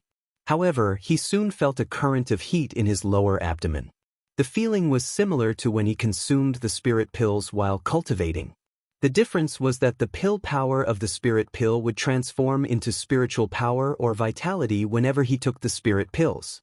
In contrast, the heat produced by the barrier-penetrating fruit was neither spiritual power nor vitality. It was a force that he had never felt before. The current of heat accumulated in his lower abdomen. Thus, he tried to guide it into his source spiritual point. The process was very smooth. The heat then flowed from his source spiritual point into his second spiritual point, then his third spiritual point, followed by his fourth spiritual point. Very quickly, it entered his eighth spiritual point and continued to rush toward his ninth spiritual point. In the next moment, he felt the barrier of his ninth spiritual point rapidly melting away like snowflakes under the sun. The discovery shocked him. Every time he unlocked a spiritual point in the past, it had required great effort for him to guide his spiritual power and use it to ram against the barrier of the spiritual point, again and again. Moreover, every impact he made felt extremely uncomfortable. It was almost as if somebody was using a small hammer to strike at the location of his spiritual point. It would inevitably give rise to a feeling of soreness when it happened many times. But now, there was no impact and no discomfort. The barrier of his spiritual point had rapidly dissolved when touched by the medical efficacy of the barrier-breaking fruit. Comparing the two, the barrier-breaking fruit was certainly a blessing for a cultivator to achieve enlightenment. No wonder Yi had given him such a strange look when he asked her about the use of the barrier-breaking fruit. It would seem that the barrier-breaking fruit was not an unknown item. Perhaps every single cultivator was aware of this spirit fruit's existence.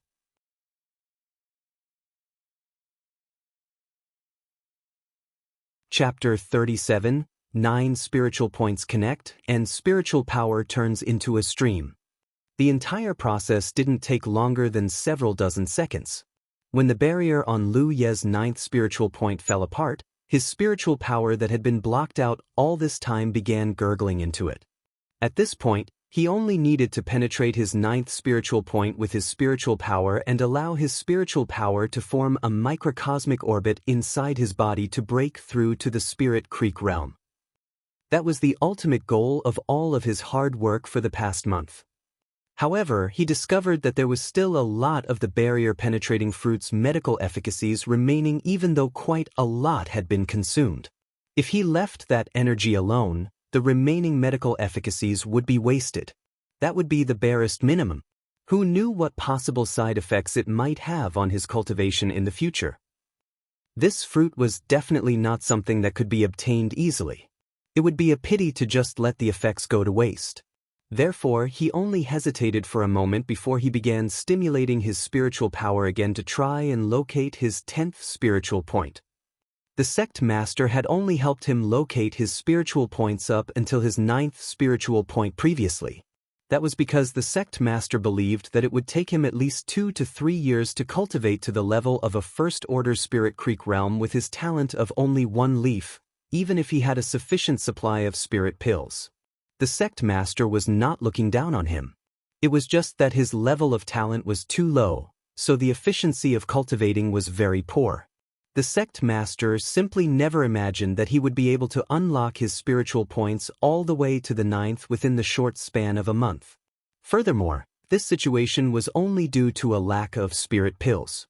If he had enough spirit-restoring pills, his speed would have been even faster. Even without outside help, he could locate the position of his spiritual points with his own spiritual power reserves at this point. It just was not as effortless as how the sect master had done it. During this period, he had been taking the time to study the Golden Liberation technique. Hence, he had an idea of where the next few spiritual points were located. As long as his luck was not too bad, locating the position of his spiritual points would not be a problem. After working hard for an hour or so, he finally located the position of his 10th spiritual point. He hurriedly guided the remaining medical efficacies of the barrier-penetrating fruit toward his 10th spiritual point. The barrier around his 10th spiritual point swiftly dissolved just as the previous occasion. A few dozen seconds later, the barrier around his 10th spiritual point fell apart. Unfortunately, not much of the barrier-penetrating fruit's medical efficacies remained. He continued to locate the position of his 11th spiritual point. More than an hour later, he blew out a long breath and opened his eyes. He could no longer feel the medical efficacies of the barrier-penetrating fruit. The current of heat in his lower abdomen was gone too. In the end, he failed to break through the barrier of his 11th spiritual point. Even so, he had managed to weaken the seal by a lot. It would be very easy for him to break through the barrier when he was cultivating in the future, so it was not without gain either. A single barrier-penetrating fruit had allowed him to unlock 2 spiritual points and weaken the barrier of his 11th spiritual point. The gains he obtained from this were enormous. He suppressed the impulse to immediately break through to the Spirit Creek realm. That was because he had a faint feeling that even though he had a chance to succeed in breaking through to the Spirit Creek realm, it would be far easier to achieve if he first filled his newly unlocked spiritual point to the brim. Now that he had reached this point, he was no longer in a rush to move forward.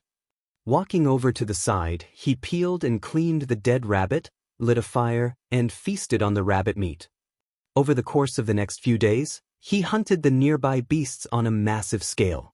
His appetite every single day was extremely astonishing. Everything he ate was transformed into his vitality, which would in turn be refined into qi and poured into his 9th spiritual point. Approximately 6 days later, Lu Yi sat cross-legged inside the cave. Although he had eaten a lot of beast meat recently, his body was no fatter than it had been 6 days ago. On the contrary, he seemed even thinner than before. Even the clothes that used to be fitting on his body had become considerably looser. This was the result of refining his vitality into qi. Too much of his vitality had been refined into spiritual power, and those effects were reflected on his body. Be that as it may, he did not feel any discomfort even though he had gotten thinner. Instead, he felt as though he had gotten stronger. The compact muscles on his body were very distinct. Lean and muscular were the most apt descriptions for his body. In addition, he also finally filled his 9th spiritual point to the brim. After working so hard for so many days, he couldn't help feeling excited now that the day of harvest was upon him. He took a few deep breaths and calmed himself down. Following the training course recorded in the Golden Liberation Technique, he first stimulated the spiritual power in his source spiritual point and poured it into his 2nd spiritual point. Next, he gathered the spiritual power in his 2nd spiritual point and poured it into his 3rd spiritual point. Then, he gathered the spiritual power in his 3rd spiritual point and poured it into his 4th spiritual point. He repeated this process all the way until his 9th spiritual point. The 9th spiritual point was located close to the source spiritual point. Once his spiritual chi poured into his 9th spiritual point, he guided his spiritual chi back to his source spiritual point. His spiritual chi ran through his 9 major spiritual points and formed a closed circle. That was the microcosmic orbit. If he compared the spiritual power stored in his spiritual points to a pool of stagnant water, then it now became a flowing stream. The spiritual power in his body flowed from his source spiritual point to the 8 other major spiritual points and back again to his source spiritual point in an endless cycle. A different feeling struck him all of a sudden. Even so, he didn't stop there.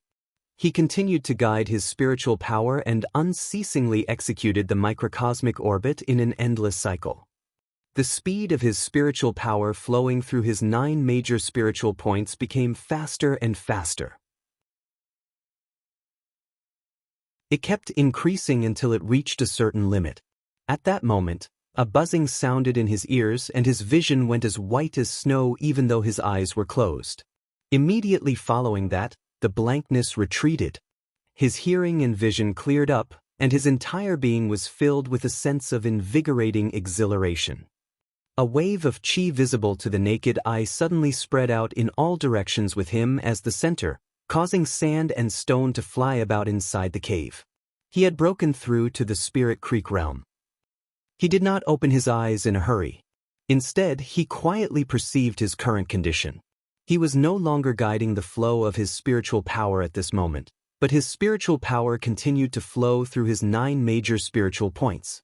It was gurgling happily like a little stream, unceasingly executing the microcosmic orbit in an endless cycle. That was a sign that he had become a Spirit Creek realm master. Unless he died, exhausted his spiritual power, or had his spiritual points destroyed, the spiritual power in his body would never stop flowing throughout his body from now onward. Slowly opening his eyes, he lifted a hand and activated a little bit of his spiritual power. A faint but radiant light surged from the palm of his hand. It was the light of his spiritual power. However, his spiritual power currently gave him a very different feeling from how it had been in the past. His spiritual power reserves might not have increased from before, but it was unmistakably more destructive than before. He was acutely aware of that fact. His strength had more than doubled compared to before. If he were to fight that tiger again right now, he was confident he could defeat it even without the help of a spirit talisman paper. After pondering over it for a moment, he understood the reason behind it. He might have unlocked many spiritual points in the past, but he could only utilize the spiritual power in one of his spiritual points at a time. Once the spiritual power in that spiritual point was spent, then he could only utilize the spiritual power in another spiritual point. He was unable to activate 2 or more spiritual points at a time. Now that his 9 major spiritual points were connected and his power flowed through the microcosmic orbit, the spiritual power he could utilize was no longer limited to the spiritual power of one spiritual point. He was now capable of utilizing the spiritual power of all 9 spiritual points. While the difference in destructive power might not be as much as 9 times more powerful, there was still a 2-fold increase in power at least. As for his 10th spiritual point, although he had unlocked it lay within the scope of the second-order Spirit Creek realm. It was temporarily not connected to the same system as the 9 other spiritual points in the First Order Spirit Creek realm, so it could not give him much of an increase in terms of power. At the most, it would only increase the total reserves of his spiritual power in the future. In conclusion, the Spirit Creek realm was a process of transforming one's cultivation from a quantitative change to a qualitative change.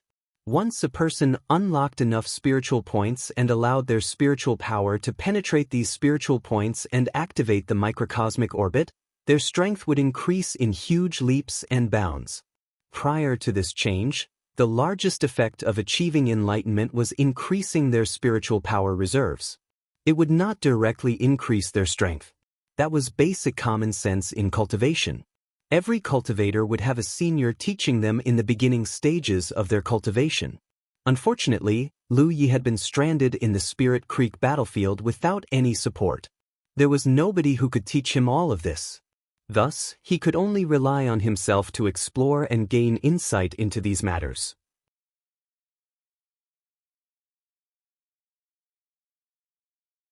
Chapter 38 Leaving. After becoming a Spirit Creek Realm Master, Lu Yi discovered something extremely interesting. His perception of the spiritual qi in his surrounding environment had gotten more acute. The spiritual qi in the Spirit Creek realm was much richer than the outside world. Even if he were in the state of cultivation, he would not have been able to sense the existence of the spiritual qi in the outside world.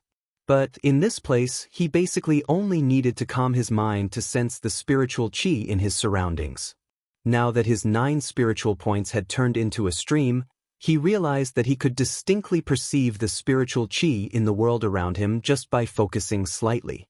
He didn't even need to consciously try to perceive the spiritual qi. That was undoubtedly a huge improvement compared to before. Does that mean I can cultivate by absorbing spiritual qi now? When the thought crossed his mind, he immediately became excited. If that's true, then my cultivation will surely progress much smoother than before. Let's give it a try right now. An hour later, he stopped his current attempt at cultivating with a moody expression. The situation was no different from before. He did not know what was wrong with his body, but he found it very difficult to guide the spiritual qi in the world into his body. Going by this cultivation speed, it would be impossible for him to fill up his 10th spiritual point without at least half a year's time. Looks like the 1-leaf result I received when testing for my level of talent was not without reason. By this point, he was starting to gain a vague sense of understanding regarding the method a cultivator absorbed spiritual qi. He was not supposed to absorb it through his mouth but through his body. In that state of cultivation, all the pores on a cultivator's body would perform a mysterious kind of breathing that guided the spiritual qi in the world into their body and transform it into their spiritual power. Unfortunately, he was unable to use this type of cultivation method. Standing up, Lu Yi felt that it was time for him to go outside and take a look around. The sect master sent him into the Spirit Creek battlefield more than a month ago. He was lucky enough to arrive in this jungle where he never encountered any enemy that was too powerful for him to handle even though he had been here for so long. The only ones that came looking for trouble before were Yi and the tiger, and they suffered a huge loss because of him. However, one could not always be so lucky in life. If he continued to remain hiding here, he would eventually meet a strong and invincible cultivator. He would have no power to resist if that were to happen. He had progressed from a 3 spiritual point cultivator to a First Order Spirit Creek Realm Master in a period spanning slightly more than a month. He also unlocked his 10th spiritual point. Thus, it was a tremendous growth on his part. While it was undeniable that his cultivation was still very low, he more or less had some means of protecting himself now if he supplemented his strength with the Spirit Talisman papers that the sect master had given him. As for where to go, he planned to look for that tiger and the young girl. He recalled hearing some interesting information from that girl during their last encounter. 2 days passed by in a rush. Lu Yi found the snow-white tiger sprawled out on the floor of a cave in a deep sleep. The moment he walked into the cave, a half-translucent shadow floated out of the tiger's body and stared at him warily. "What is your purpose for coming here?" It was none other than the ghost spirit that called herself Yi. She had looked extremely weak when she left that day. Almost 10 days had gone by since then, but her body remained in a semi-translucent state. She was unable to form a corporeal body. It would seem that the injuries she received from before had been rather severe. The slight movement she made immediately woke the sleeping tiger. It stood up and growled at Lu Yi. Lu Yi did not take another step further into the cave, lest he agitated the spirit and the tiger. Besides, he couldn't do anything to this pair with the heavenly oath in place anyway. He said, "Don't panic. I'm only here to ask about something." "What do you want to ask?" Yi glanced at him. "I heard you mention something about a green cloud city previously. Can you tell me more about it?" "Are you planning to go to Green Cloud City?" "Yes." He was unable to cultivate via absorbing spiritual qi. On the other hand, refining his vitality into qi was not a viable long-term method, and he had almost killed all the beasts living in the nearby areas. At the end of the day, cultivating via consuming spirit pills was his source of happiness. Green Cloud City sounded like a trading place where all the cultivators gathered together. He planned to take a look around. Who could know? He might even be able to obtain some spirit pills there. Even in the worst-case scenario, going there would widen his knowledge of this world. He had been cultivating behind closed doors ever since he entered this cultivation world. That was not a good thing. "I see." She tilted her head to the side pensively before sticking her tongue out at him. "I won't tell you. If you want to know about it, then find it yourself." She had suffered such a terrible grievance at his hands before. How could she willingly and obediently work together with him? With the heavenly oath in place, he couldn't do anything to her as long as she and the tiger did not actively provoke or harm him. So what was there to fear? He gazed at her calmly for a moment, then turned around to leave. His actions left her feeling a little dumbfounded. She couldn't believe that he was walking away so readily. Hesitating for a moment, her figure shifted and she floated over to his side. "But if you beg me, I might tell you if I'm in a good mood."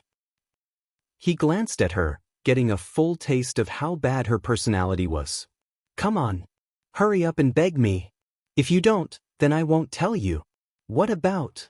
She floated about in front of him with a grin on her face, feeling as happy as a butterfly. "I forgive you if you admit that you were wrong." He stopped in his tracks, took out his long sword from the storage bag hanging at his waist, and slowly drew his sword out of its sheath. "What are you doing?" He was so frightened that she paled considerably. She instantly lost her confidence and hid behind the tiger. Likewise, the tiger crouched low in a position to pounce and gave a low growl. Sticking her head out from behind the tiger, she spoke a warning with a stern expression. "You better not mess around with the heavenly oath binding you. Otherwise, you will die a horrible death."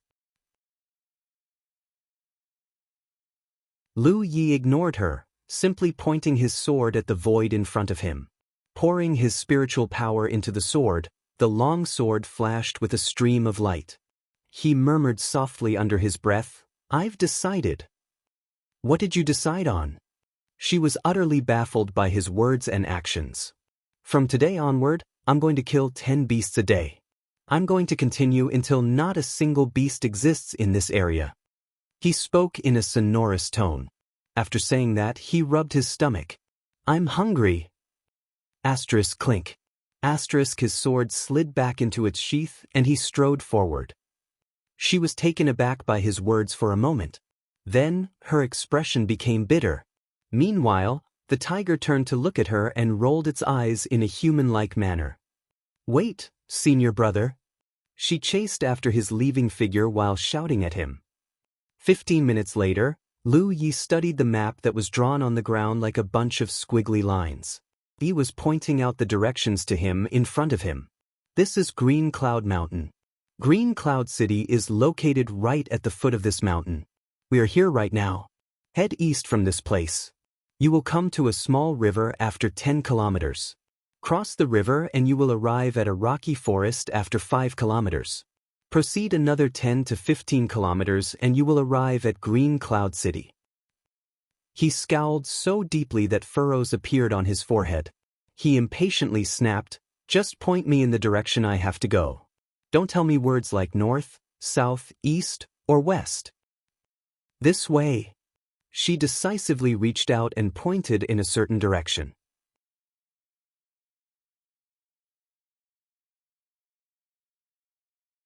Chapter 39, Division of the Battlefield. An hour later, Lu Yi stood up and headed in the direction of Green Cloud City. Yi floated in mid-air behind him, sending him off enthusiastically. For Yi and the tiger, Lu Yi was an unwelcome guest who had barged into their territory. He had killed so many beasts recently that it was affecting the stability of this area. That was the reason why they had gone to pick a fight with him previously. If he continued to stay in this place, it might not take long before all the food in this area was wiped out. They would have needed to find another place to live if that happened, but there were many other spirit beasts in this mountain range. Recklessly barging into another territory would mean that they would have to face unknown dangers. Therefore, she immediately cooperated obediently upon learning that sending him away was a good thing. Otherwise, she would never have been this docile. Needless to say, he had given them a warning before he left. He threatened to return again if he failed to locate Green Cloud City smoothly or they gave him false information. In this regard, she patted her flat chest and guaranteed that everything she told him was the absolute truth. As Lu Yi traveled toward his destination, he thought back on all the information that Yi had revealed to him. It wasn't just information on Green Cloud City. He later also asked her about many things regarding the Spirit Creek battlefield. It wasn't easy for him to encounter somebody he could communicate with yet was easy to manipulate. It was only natural to make the best use out of it. Meanwhile, Yi also told him everything she knew without reservation. Although the jade slip he received from the sect master had contained some information on the Spirit Creek battlefield, the situation at the time had been too dire. The sect master also had no idea where he would arrive upon entering the battlefield, so the information he left inside the jade slip had not been detailed. On the contrary, the information he obtained from Yi was much more suitable for his current situation. According to Yi, the Spirit Creek battlefield was an extremely vast area in the shape of a circle. There was only one state, which could be further subdivided into 3 major areas. The outermost circle was known as the outer circle, the middle circle was known as the inner circle, and the innermost was known as the core circle. The abundance of the spiritual qi in the world increased the deeper one went into the Spirit Creek battlefield. There were certain special areas as well as mysterious resources that could be found too, such as rare mineral veins and rare spirit fruits. These were the cultivation resources that cultivators fought desperately to obtain. All the major sects in Jianghu had their own bases in the Spirit Creek battlefield. The higher the tier of a sect, the closer their bases were to the center of the battlefield. For example, the bases belonging to the first tier, second tier, and third tier sects were located in the core circle. Meanwhile, the bases of the fourth tier to sixth tier sects were generally scattered around the inner circle. Lastly, the sects in the 7th tier and up occupied the area that made up the outermost circle. Needless to say, the sects on this tier made up for most of the total forces. That was why the outer circle also happened to be the most extensive area. The good news was that Lu Yi was currently located within the outer circle. Be it in terms of spiritual qi density or resource output, this place could not compare with the other 2 places. Hence, it was unlikely that he encountered any particularly powerful Spirit Creek realm master in this place. The bad news was that he did not know the exact location of the Crimson Blood sect's base. The Crimson Blood sect was a 9th tier sect. So, they were definitely somewhere in the outer circle. If he was lucky, the Crimson Blood sect's base was located not too far away from him. If he was unlucky, the Crimson Blood sect's base might be located directly opposite his current location. They might be separated across the entire length of this circular-shaped land. If that were the case, he was bound to pass through the entire Spirit Creek battlefield if he were to move forward according to the battlefield imprint. He would be required to enter the inner circle and the core circle.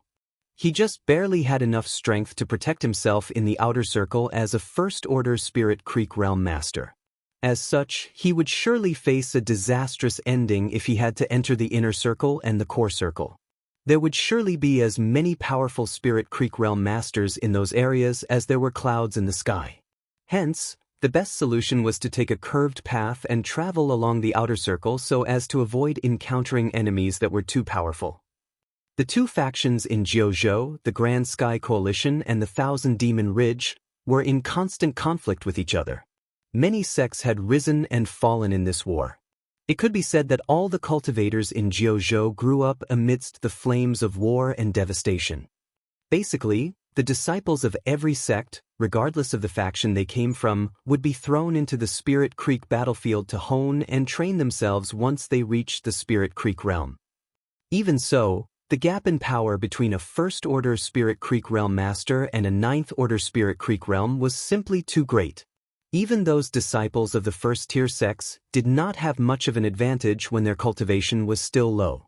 Therefore, the Inner Circle and the Core Circle were not suitable for cultivators with low cultivation to hone their skills. Consequently, a tradition was derived from this situation. All sects would send their disciples with low cultivation to the Outer Circle. These disciples would hone their skills in the Outer Circle so as to allow the talents to emerge through competition. It went without saying that the disciples were sent to the Outer Circle via the Divine Opportunity Column. The Divine Opportunity Column had all sorts of functions after all, one of which was the ability to transport a person to a fixed location. After paying a certain price, the large and medium sects in the Core Circle and the Inner Circle would borrow the power of the Divine Opportunity Column to send their disciples with low cultivation to the bases of the allied small sects so that those disciples could gain some experience in the Outer Circle. In return, these large and medium sects would ensure the safety of these small sects on certain occasions, such as when the bases of these small sects were raided. That was why the relationship between the various sects in Jianghu were fairly close-knitted. Oftentimes, a large sect would offer protection to 10 or more small sects, while a small sect might also be allied with several large sects. After digesting all of this information, Lu Yi finally had a clearer understanding of his current situation. He had to admit that his luck was pretty good. The place he arrived in after the sect master sent him into the Spirit Creek battlefield was located in the Outer Circle, which gave him a surviving chance in this entire ordeal. As for Green Cloud City, it turned out to be more than one city. The entire Green Cloud Mountain was very big, and there were several cities located at the foot of the mountain. All of these cities were known as Green Cloud City. The city was a gathering of cultivators from all over Jianghu, including cultivators from both the Grand Sky Coalition and the Thousand Demon Ridge. The city was without a leader. It was a place where cultivators gathered on their own. It was also a place for them to trade and rest. Therefore, it was generally much safer within the city. That reason being that a rash move within the confines of the city could easily cause a huge war between the two factions. There had been several precedents whereby the grievances of one or two people ultimately led to a chaotic battle between several thousands of people. The deaths and casualties were countless. Ever since those incidents, anybody who dared to cause trouble within the city would immediately be besieged to death by the nearby cultivators. That was basically an unwritten rule that almost all of the cultivators within the city abide by. Naturally, if a person had the ability to quietly get rid of somebody else without anybody noticing, then there was nothing for that person to fear. It was just that the cultivators in the Outer Circle had low cultivation. Who could pull off such a feat? That was undoubtedly good news for Lu Yi. He was only a First-Order Spirit Creek Realm Master who just barely qualified to enter the Spirit Creek battlefield. It wasn't far from the truth to say that he was among the group with the lowest cultivation in this entire battlefield. It would not benefit him in any way to pick a fight with anybody. Following the directions given by Yi, he first crossed a small river and then passed through a rocky forest. After that, he continued onward until he reached the foot of the mountain. An area covering several kilometers stretched out before him. Various buildings of all shapes and sizes dotted the area that appeared in his field of vision. He had arrived at Green Cloud City.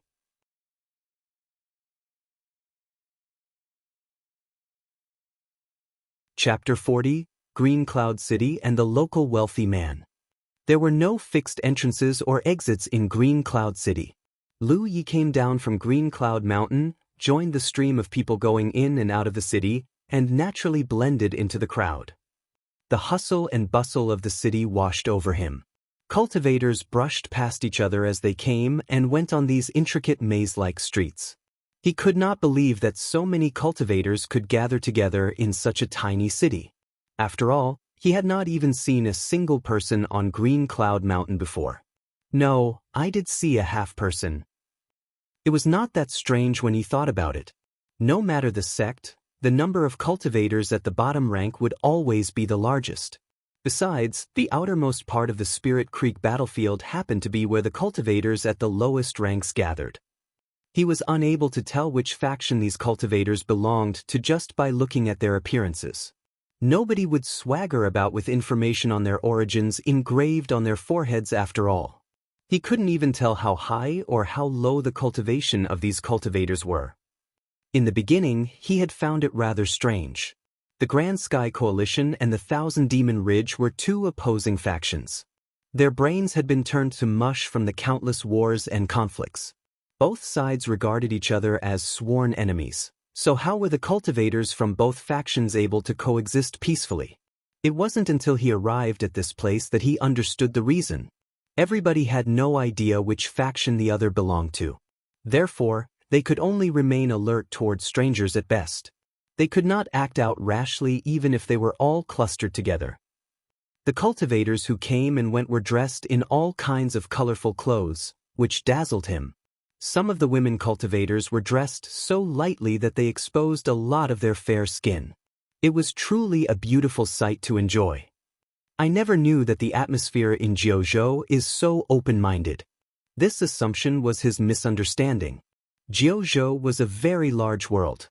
The cultures and customs of the people across the land were very different. The customs in some of the places were simply like that. It wasn't as though their manner of dressing light was equivalent to them being open-minded. "Boy, move aside." A deep voice suddenly sounded behind Lu Yi. Lu Yi turned around to look. What entered his vision was a muscular chest covered in a large mass of black hair. Under his gaze, the two pectoralis major muscles even quivered intentionally. It gave off a feeling of explosive power. He slowly lifted his gaze and saw an unimaginably muscular figure standing behind him. His head only reached up to the other party's chest. In addition, that person had two curved bull horns on his head. Lu Yi couldn't help staring in dumbfounded amazement. Phew! Two billowing waves of heat spurted from the nostrils of the burly figure. He looked down at Lu Yi. "You're blocking the way." Thus, Lu Yi hurriedly jumped to the side with one hand pressed against the hilt of his sword. However, his wariness vanished swiftly. That was because a petite girl was standing next to the burly bull-horned man. The key point was that the girl had two furry ears sitting on top of her head. They looked like cat ears. She was probably the burly bull-horned man's companion. Meow! The woman gazed at Lu Yi in amusement and gave a soft cry. She winked at him in an insanely seductive manner. Wow! Lu Yi felt as though flowers were blooming in his heart. Under his reluctant gaze, that burly bull-horned man and the cat-eared woman quickly disappeared into the crowd. They are demon cultivators that have not completed their transformation. A voice suddenly sounded beside Lu Yi.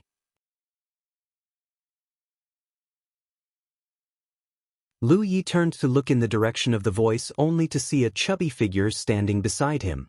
That person was looking at Lu Yi with a huge smile on his face, and his eyes were slightly squinted from his smile. His clothes were inlaid with gold and jewels. There were also several jade rings on his fingers. He did not look like a cultivator. Rather, he seemed more like a local wealthy man. Demon cultivators? Lu Yi lifted his eyebrows at those words. He had heard of demon cultivators before. The sect master once mentioned that many demon cultivators held a natural physical advantage which made them suitable for entering the body-tempering cultivation faction. There were many sects that would accept these demon cultivators as disciples. It was just that he had never seen a demon cultivator before, so he couldn't help being fascinated when he saw one for the first time. But their spirit beast characteristics will slowly disappear once their cultivation improves a little more. Buddy, you seem to have an interest in cute and furry spirit cultivators. When the local wealthy man spoke, he reached up and made a gesture above his head with 2 fingers to indicate ears. Lu Yi hesitated for a moment before he replied, "It's my first time seeing one." "I see. Buddy, you must be a rogue cultivator, right?" the local wealthy man asked with a chuckle. The reason for this inference was mainly that Lu Yi was all on his own. Generally speaking, disciples from a sect would never enter the Spirit Creek battlefield alone. They would definitely travel together with a few of their sect members so that they could take care of each other. Likewise, the 2 demon cultivators just now were part of the same sect. Lu Yi gave a casual response. "I guess." The sect master had warned him that he should never reveal his identity as a disciple of the Crimson Blood sect to anybody, so he would not mention it so carelessly. The local wealthy man let out a sigh. "It's not easy to be a rogue cultivator. I was also a rogue cultivator, so I understand your situation very well." He changed the topic and laughed. "Buddy, you should visit the Divine Trade Association if you have an interest in cute stuff. As long as you can afford it, anything can be discussed." Lu Yi replied sternly, "You're mistaken. I'm not that kind of person." I understand. The local wealthy man nodded repeatedly. "Of course, you can also visit the Divine Trade Association if you are looking to purchase any spirit pills, spirit artifacts, spirit talisman papers, information, maps, or have anything you want to sell. I guarantee that we can meet all your needs, buddy." Lu Yi was puzzled. What does the trade association do? The trade association seemed to cover a wide range of services. Even so, what bothered him most was that the trade association carried the word divine in its name. It seemed rather unusual. The local wealthy man replied, "Well, it's a trade association. It's basically a business. We do any business that brings in money. All guests from Jianghu are welcomed. We are happy to receive wealth from any party after all. But don't you worry, buddy. The Divine Trade Association might be a big business, but we have always adhered to the principle of playing fair. No matter what kind of customer comes to us to do business, we will treat them equally. We will never treat our customers differently just because of their cultivation." At this point, Lu Yi finally came to his senses. This local wealthy man was a member of the Divine Trade Association. He probably noticed Lu Yi reacting like a countryman who just arrived in a city, so he came over to establish a friendly relationship to see if there were any business opportunities. "I'm very poor." Lu Yi shook his head. The local wealthy man chuckled. "A dragon will not be satisfied to swim in shallow waters. You have a special look about you, buddy. I'm sure you'll achieve great things in the future. It doesn't matter if you are poor now, there will come a time when you will flourish." "Thank you for the auspicious words."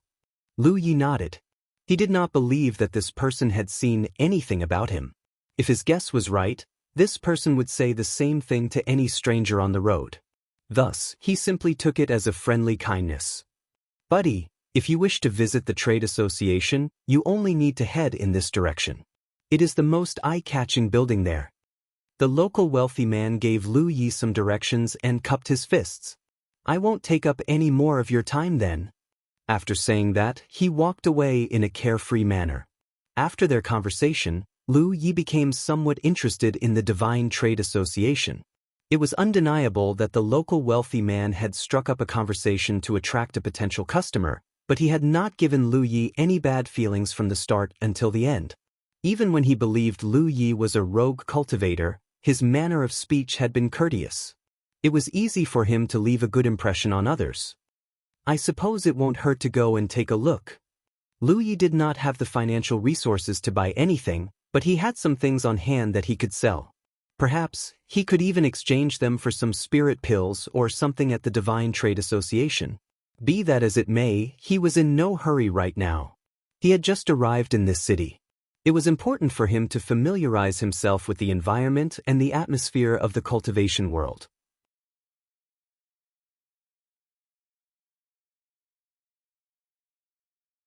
Chapter 41, Setting Up a Stall. Green Cloud City was a small city. There were countless cities like this scattered across the entire Spirit Creek battlefield. Cultivators would always need a place to trade and rest. Their spontaneous gathering in one place tended to result in cities like this coming into being. Everything in the city was very messy since nobody was in charge of managing these cities, especially when it came to the buildings. Buildings of various different styles from all over Jianghu stood scattered around in a disorderly manner, making the city look like a smorgasbord. These buildings were built by the cultivators who lived here all year round. There were a lot of cultivation resources that could be found in the nearby Green Cloud Mountain. Moreover, the safety factor was also pretty high. That was why many low-leveled cultivators were drawn to this place, especially those rogue cultivators that belonged to no sect. Every building was a storefront, selling various cultivation resources. There were also restaurants and tea houses among them. Low-leveled cultivators still needed to eat after all. Moreover, they had greater daily needs compared to ordinary people. It was inevitable that there would be these kinds of livelihoods. Lu Yi walked past the shops, looking but buying nothing. The main reason was that he had no money to buy anything. Thus, he gradually figured out how the cultivators traded among themselves. He did not know what currency system was used among the common people in Jianghu. However, spirit stones were generally used for transactions between cultivators. That was the currency of the cultivation world. Spirit stones were of great use to cultivators, whether it be during daily cultivation sessions in battle, or even to prepare talisman paper and set up arrays. That was precisely the reason why spirit stones could be used as a standard of measure in the transactions between cultivators. He had never seen a spirit stone before. The third senior brother of the Green Jade sect had placed some spirit stones on the array during the test to determine his level of talent before, but he had not paid any attention to it at the time. Only now did he learn that spirit stones were a kind of semi-translucent crystal approximately the size of a thumbnail. Furthermore, it could be differentiated by the quality of the stones. It might be that the cultivators here were very weak, hence why only low-grade spirit stones were being used. It could be seen from this that there probably also existed high-grade spirit stones that were of better quality. Pharmacies selling the spirit pills used by cultivators were the most commonly found store throughout the city. Since he had no money, he could only browse around. Even so, he was starting to get a grasp on the general prices after visiting so many shops. Aside from the stores that were selling stuff in the city, there was also a street where many rogue cultivators had gathered. These rogue cultivators set up simple stalls by the side of the road and displayed the wares they wanted to sell at their stalls. Anybody could bargain for the items if they took a fancy to anything. As such, this street was incredibly busy. It was livelier than all the other streets he had strolled through today. There were all kinds of things for sale, which made it seem like an open market. He had seen everything he needed to see after strolling through the city for more than half a day. Thus, he decided to find an unmanned spot along the street, sit down cross-legged, took out a few ores from his storage bag, and displayed them for sale. He pondered for a moment, then took out a yuan metal or about the size of a fist. It wasn't that he really wanted to sell these ores. Rather, his main purpose was to figure out how much these items were worth. He was hungry after walking around for more than half a day, so he took out some beast meat to eat. Having hunted many beasts previously, he had roasted them all and stored them into his storage bag. It was enough to sustain himself for a few days. While eating, he observed the cultivators coming and going in front of him carefully. A cultivator's strength in terms of cultivation remained a complete mystery to him. He only knew that those who were qualified to enter the Spirit Creek battlefield had to be in the First Order Spirit Creek realm, at the very least. Unfortunately, he couldn't tell how high their cultivation was. That was not a good thing. He was bound to get into disputes with other people in the future. Thus, it would be dangerous for him if he had no way to determine the opponent's cultivation.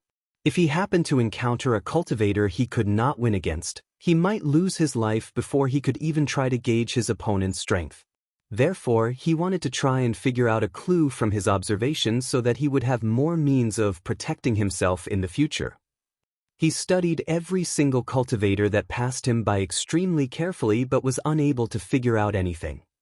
"Junior brother, what are you looking at?" Lu Ye's abnormal behavior had attracted the attention of the stall owner next to him. That was a female cultivator with a plump figure. She was wearing a deep green dress. That dress had obviously been washed many times, but it was still fairly neat and clean. Her hair was pushed behind her ears, revealing her slender and fair neck. Lu Yi had not paid any attention to her prior to this. Turning to look at her, he was immediately greeted by the sight of an ample bosom. He withdrew his gaze and shook his head. "I wasn't looking at anything." He took a bite of his dried jerky and washed it down with a sip of water. The female cultivator pursed her lips. "You can't be trying to judge their cultivation, right?" He was surprised. "Was it that obvious?" She laughed. "That's because I was just as dumb and foolish as you when I first entered the Spirit Creek battlefield." "Turns out everybody has the same idea?" He burst into laughter. "It's not easy being a rogue cultivator. There's nobody to guide you and no elder to protect you. You don't even have a place to stay to shelter you from the elements." She was clearly recalling her precious experiences. Sighing, she stopped reminiscing and pointed out, "You won't be able to see anything just by looking with your naked eye." He asked, "What should I do?" "Now that you're in the Spirit Creek realm, you should have enough spiritual power. Why not try using your spiritual power?" He was stunned when he heard those words. Then he secretly scolded himself for being stupid. He tried doing as the female cultivator had instructed and gathered his spiritual power in his eyes. In the next moment, it felt as though he had opened the doors to a whole new world. The cultivators passing by in front of him were enveloped in a layer of light that was invisible to the naked eye. The light flowed around them slowly. It was an indicator of the spiritual power flowing inside their bodies. At a glance, there was not much difference between the light of each individual. However, a closer inspection revealed that there were some subtle differences. The light around some people flowed faster than the others. It was also unmistakably denser. On the other hand, some people were the polar opposite. He understood immediately. The people whose light was denser and flowed faster had higher cultivation, and vice versa. "Do you see it now?" she asked. He nodded repeatedly in response. She said, "If you can enter a sect, you will learn of these things naturally. Unfortunately, rogue cultivators don't have people teaching them. We can only figure it out ourselves." At this time, he saw a few strange people. They did not have the slightest bit of light around them, which baffled him greatly. Hence, he asked the female cultivator about them once they were out of earshot. She replied, "That's normal. They have spirit artifacts that can conceal their aura, or they cultivate some kind of secret technique that slows them to conceal their aura. However, the cultivators who appear in this place are weak. They won't have the energy to practice any secret techniques. So, it's probably due to the former reason." "I see." He nodded in understanding. "Let me give you a piece of advice," she said solemnly. "If you ever run into people like them in the future, run as far as you can. The reason being that they definitely come from a powerful background. They are not people rogue cultivators like us can go up against. Also, this method might be able to give a rough estimate of a person's cultivation. It's not an accurate measure. Only when the other party has made their move can you accurately judge their cultivation from the fluctuations in their spiritual power." He gratefully said, "Thank you for your advice, senior sister." After pondering for a moment, he took out a piece of meat from his storage bag and handed it to her. She burst out in a peal of laughter but did not refuse his kind gesture. Reaching out her hand, she took it from him and slowly began to eat. In any case, it was undeniable that the way she ate was much more elegant than his.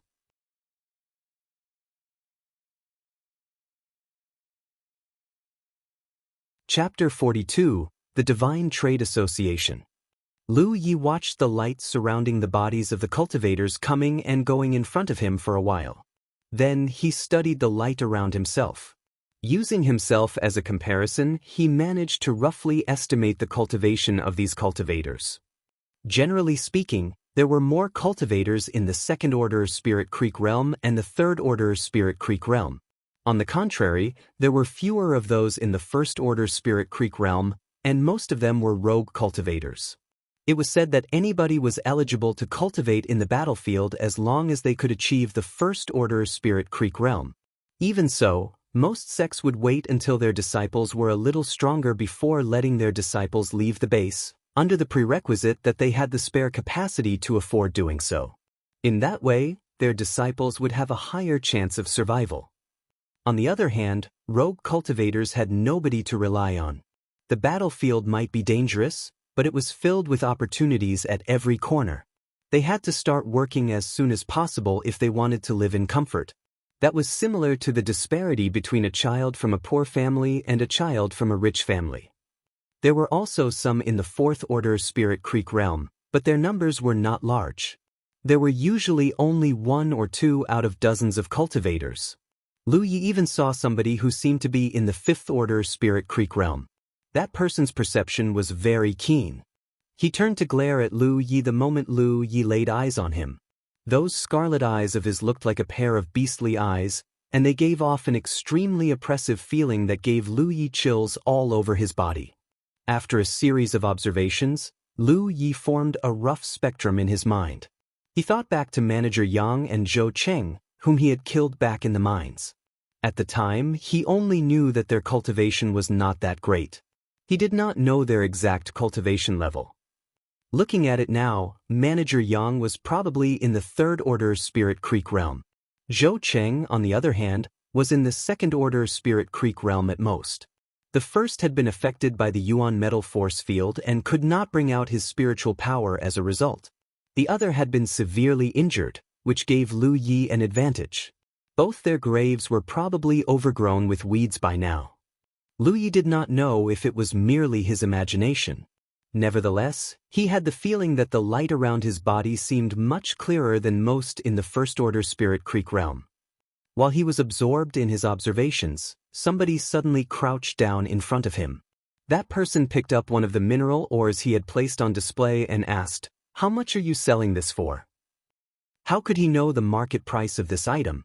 He had simply placed these ores on display to gain an understanding of their value. Therefore, he had prepared his speech in advance. "Name your price. I'll sell it to you if the price is suitable." At the same time, Lu Yi checked the other party's cultivation. Judging by the light around that person's body, he seemed to be in the second-order Spirit Creek realm. However, his aura seemed to be much more turbid compared to the others. Then, the realization abruptly dawned on Lu Yi. Could this be what the sect master mentioned before regarding the spiritual power turning cloudy? If that's the case, that means this person in front of me has consumed too many spirit pills recently and accumulated too much pill poison as a result. That person came up with a number. 2 spirit stones. Scram! Lu Yi did not know the worth of his mineral ores, but he was certain that this person only approached him with the intention to try and take advantage of him. Therefore, there was no need for him to think too much about it. That person wasn't annoyed either. He only came to see if he could take advantage of the situation after seeing how airhead Lu Yi looked. He did not want to make enemies with Lu Yi for no reason. Thus, he placed the mineral ore back down and left upon confirming with his own eyes that Lu Yi was not somebody he could take advantage of.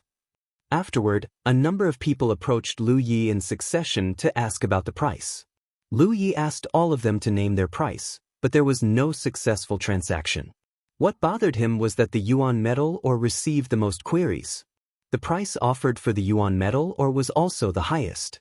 The highest price offered was 20 spirit stones.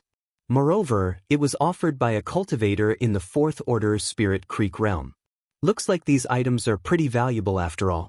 No wonder both Manager Yang and Zhou Cheng had abused their authority to secretly keep some for themselves.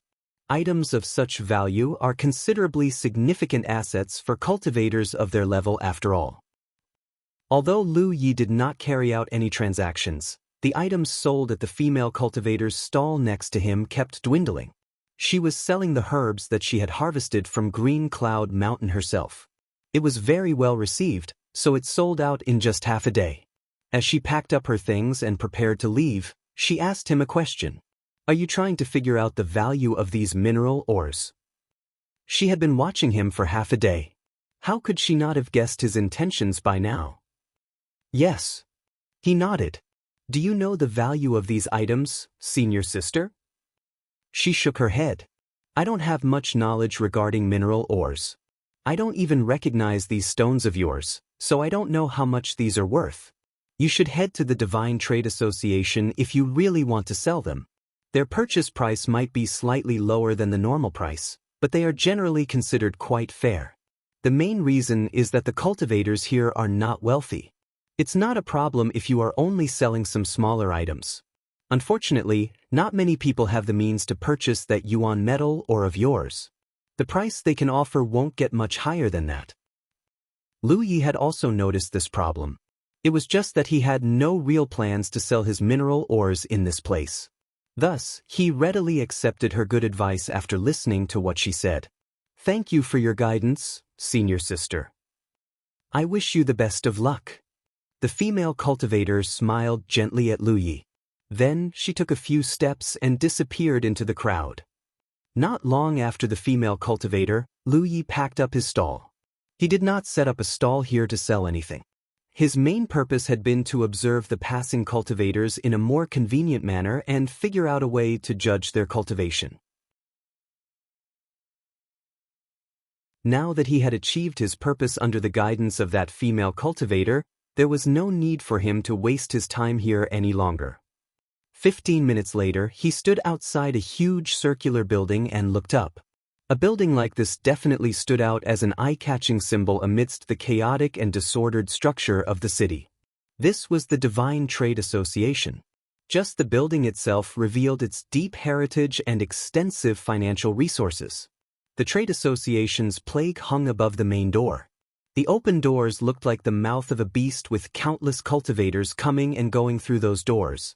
A pair of golden couplets hung on both sides of the door.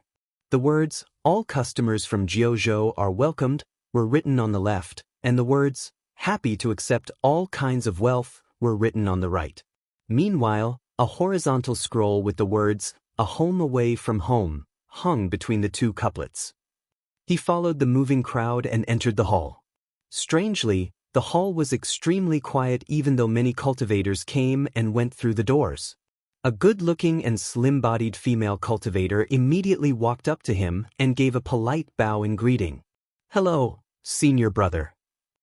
He returned the bow but couldn't stop himself from glancing up at the furry pair of ears sticking out of the top of her head. This was another demon cultivator. Moreover, she was a demon cultivator who had yet to complete her transformation. According to the chubby cultivator from before, the spirit beast's characteristics would gradually disappear as the cultivation of these demon cultivators became more advanced. They would eventually look no different from ordinary people.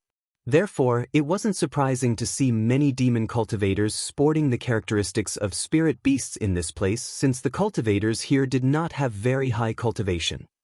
Despite noticing Lu Ye's gaze, the female demon cultivator seemed used to it and did not react strangely to his gaze. She simply asked in a gentle voice, "Senior brother, are you here to buy or sell? Or, perhaps to browse around?" Seems like each choice will be received differently. He calmed down and said, "To sell." She smiled brilliantly and stretched out her hand in a certain direction. "Senior brother, please come this way." He walked in the direction she indicated. There seemed to be many separated compartments in that direction, and he could vaguely see people sitting inside of those compartments while carrying out business negotiations.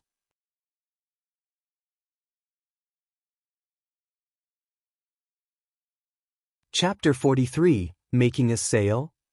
A short while later, Lu Yi sat in one of the compartments with several screens surrounding him to block out prying eyes. The female demon cultivator from before was nowhere to be seen. However, she had asked him to wait here before she left. She also informed him that somebody in charge would soon come to do business with him. If he had any other instructions, he could simply shake the bell placed by the side and somebody would attend to his needs immediately. There was a pot of tea on the table. Thus, he poured himself a cup. He immediately made a surprised expression after taking a sip of the tea. That was because the tea did not seem to be just any ordinary tea. The tea contained some spiritual power. It might not be much, but it was definitely there. This discovery made him even more aware of the Divine Trade Association's extensive financial resources. This was simply the tea they prepared for their guests. Heaven knows how much tea was consumed in a day. They would not be able to afford something like this without deep pockets. Hence, he began gulping the tea down greedily. Nobody came to greet him even after he finished one pot of tea. Fortunately, he was in no rush. He simply rang the bell placed next to him gently. A maid from the Divine Trade Association immediately walked into the compartment. "How may I help you?" He pointed to the empty pot on the table. "A refill, please." The maid seemed taken aback for a moment, but she came back to her senses quickly and instantly understood what he meant by a refill. Pursing her lips in a smile, she picked up the empty pot and walked out. A short while later, she returned with another pot of spirit tea and placed it down gently. "Please enjoy." It wasn't until he drank 3 pots of tea that a woman walked into the compartment. By then, he was so full that he was hiccuping. "I apologize for the long wait. It's a pleasure to meet you, fellow cultivator. My name is Lu Ruin."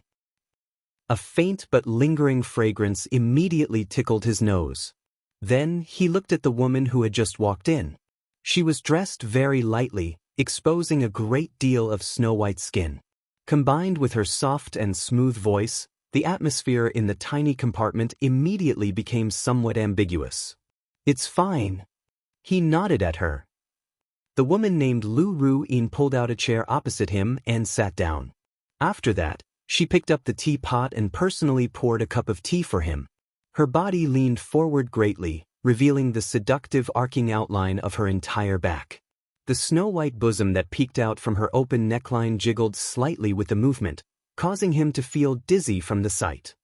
He hurriedly took a gulp of tea to suppress his shock. He had checked her aura when she walked in just now. According to his speculation, she was in the third-order Spirit Creek realm. It was just that her aura was rather cloudy. It would seem that she was the type to consume spirit pills frequently while cultivating. Putting down the teapot, she asked, "So, what do you intend to sell?" In response, he took out the mineral ores he planned to sell from his storage bag, but did not take them out all at once.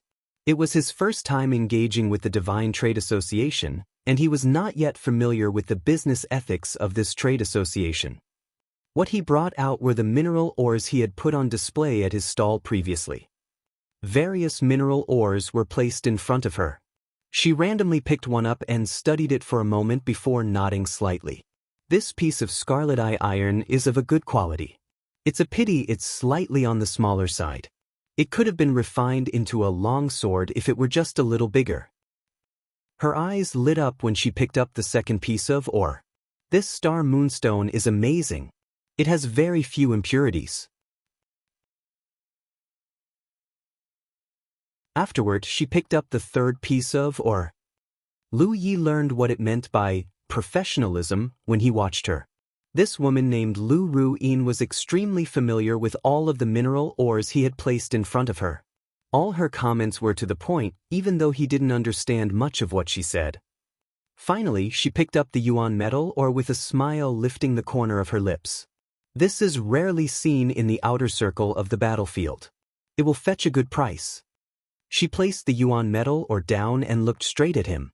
"The trade association can offer you a price of 55 spirit stones for all of these. If you find the price suitable, we can complete the trade immediately."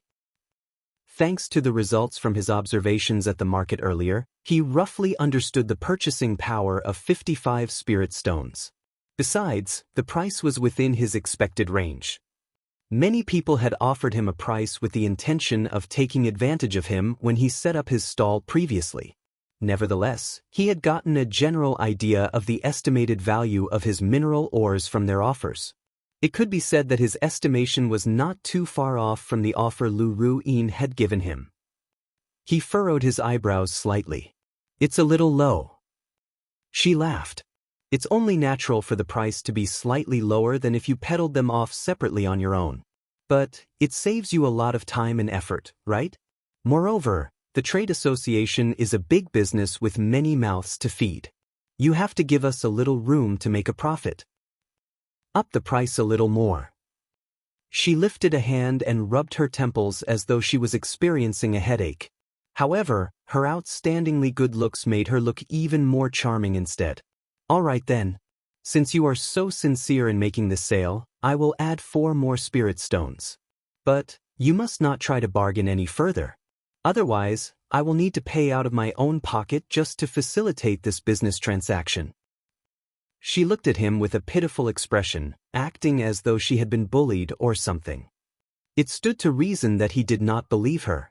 Even so, judging by her appearance, he knew that the price would not increase any further. Therefore, he said, "Okay." She immediately broke out into a brilliant smile. "How would you like to receive your payment? Would you like your payment in spirit stones or spirit pills?" "How much do you charge for your spirit pills?" he asked. He was a little surprised to learn that he could receive spirit pills as payment. It just so happened that he had planned to use these spirit stones to purchase spirit pills later. After giving it some thought, he realized that many low-leveled cultivators would probably do the same. Therefore, providing this payment method would undoubtedly help the Divine Trade Association save on one extra procedure. 1 bottle of 9 spirit-restoring pills is worth 10 spirit stones. He frowned at those words. "Don't try to trick me. They sell 1 spirit pill for 1 spirit stone on the streets. Why are your goods more expensive?" She explained, although they are all the same spirit-restoring pills, the quality of the spirit pills produced by each pill cultivator is different. All the pill cultivators who refine the spirit-restoring pills for the trade association are highly skilled cultivators. They are incomparable to the pill cultivators you can find on the streets. If you don't believe me, you can buy some to compare their quality for yourself. You will immediately see the difference. What's more, if there were any problems with the spirit-restoring pills sold by the trade association, there wouldn't be so many cultivators who would come to the trade association to buy them anymore. He nodded. "There is some truth to what you said.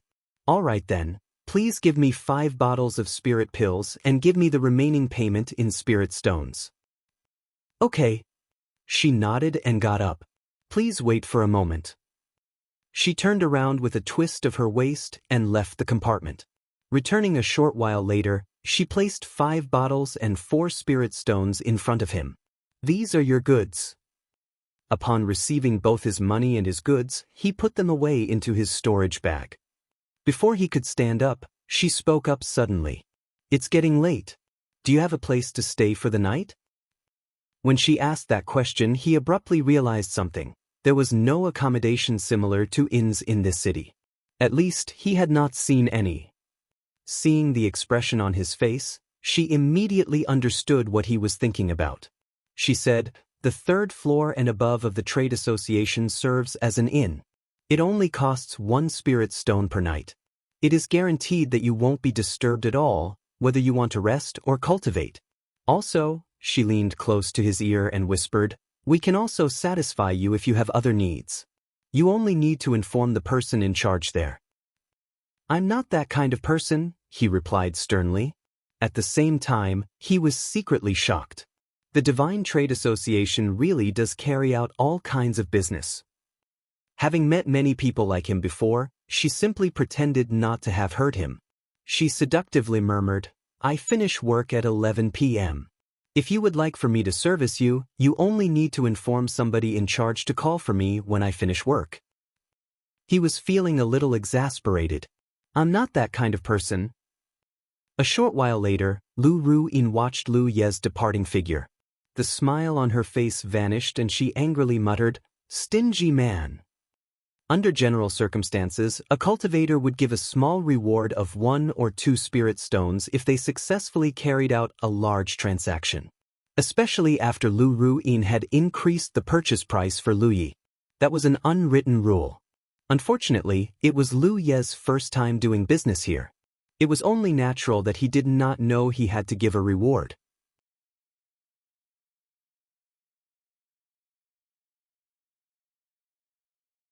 Chapter 44. I'm back again. There were many people in the trade association like Lu Ruyin who were responsible for facilitating trade with the cultivators. Although they received a fixed salary every month, it was not high enough to meet their cultivation needs. Therefore, the rewards they received were one of their additional sources of income.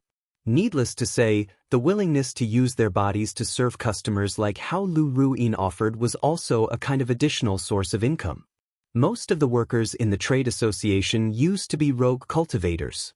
They had been impoverished before entering the trade association, so they understood the cruelty and difficulty to survive in the cultivation world better than any other cultivator. Therefore, providing personal services to a guest was not something they deemed unacceptable. It was simply something they were forced to do in life. Lu Yi sighed as he walked out of the Divine Trade Association. He had originally planned to ask if he could sell those storage bags in his possession.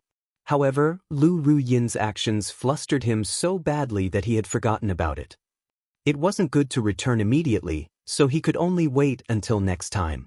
He originally planned to set off for the Crimson Blood Sex base, but it would seem that there was no need for him to be so eager. He had some good stuff on hand.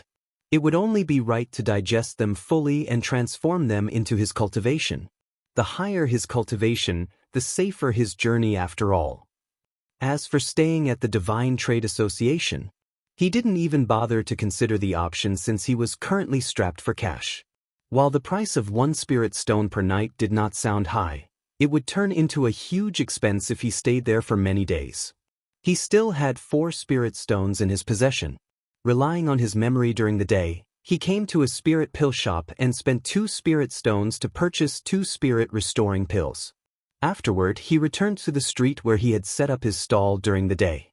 Taking out a few more mineral ores from his storage bag, he put them on display and sat down cross-legged. Then he took out another spirit stone. It was his first time getting his hands on a spirit stone. It was something that could help with his cultivation.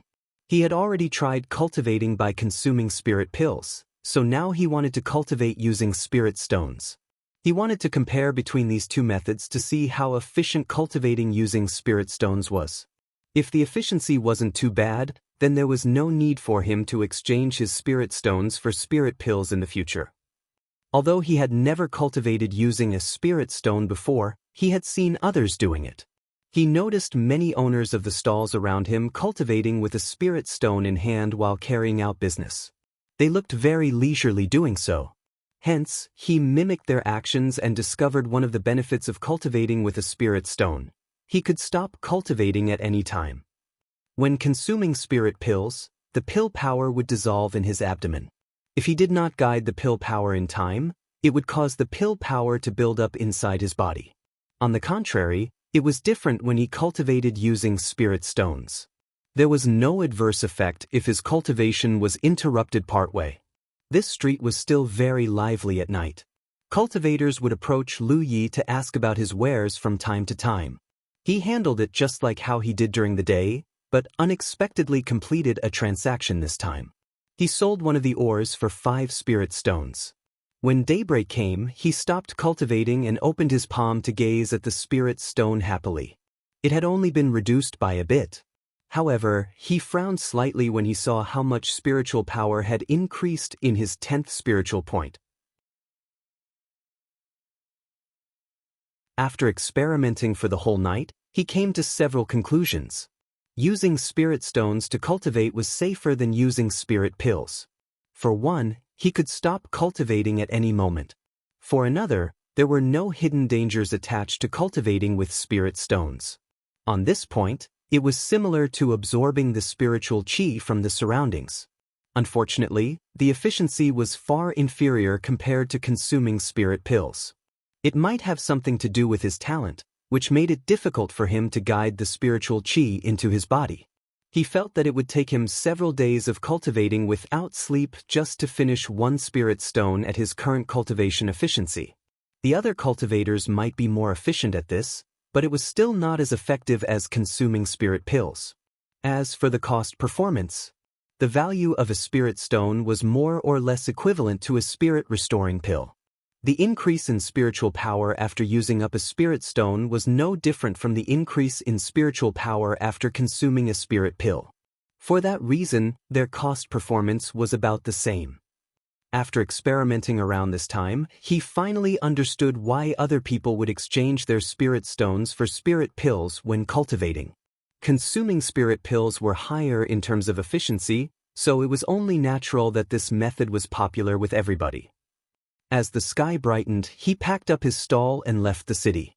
Since he was not willing to waste his money on accommodation at the Divine Trade Association, he could only search for another place to stay. He planned to return to the cave on Green Cloud Mountain where he used to stay. That place was fairly safe, so he would not be disturbed in the middle of his cultivation.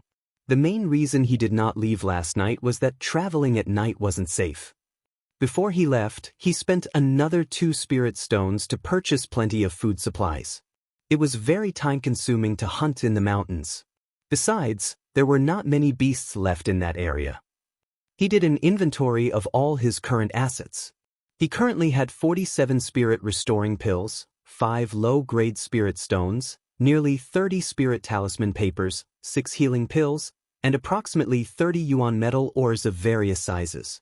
He also had some mineral ores that he did not know the names of and 4 sets of clothing. Compared to the time when he first entered the Spirit Creek battlefield, his assets remained almost the same, but his cultivation had greatly improved.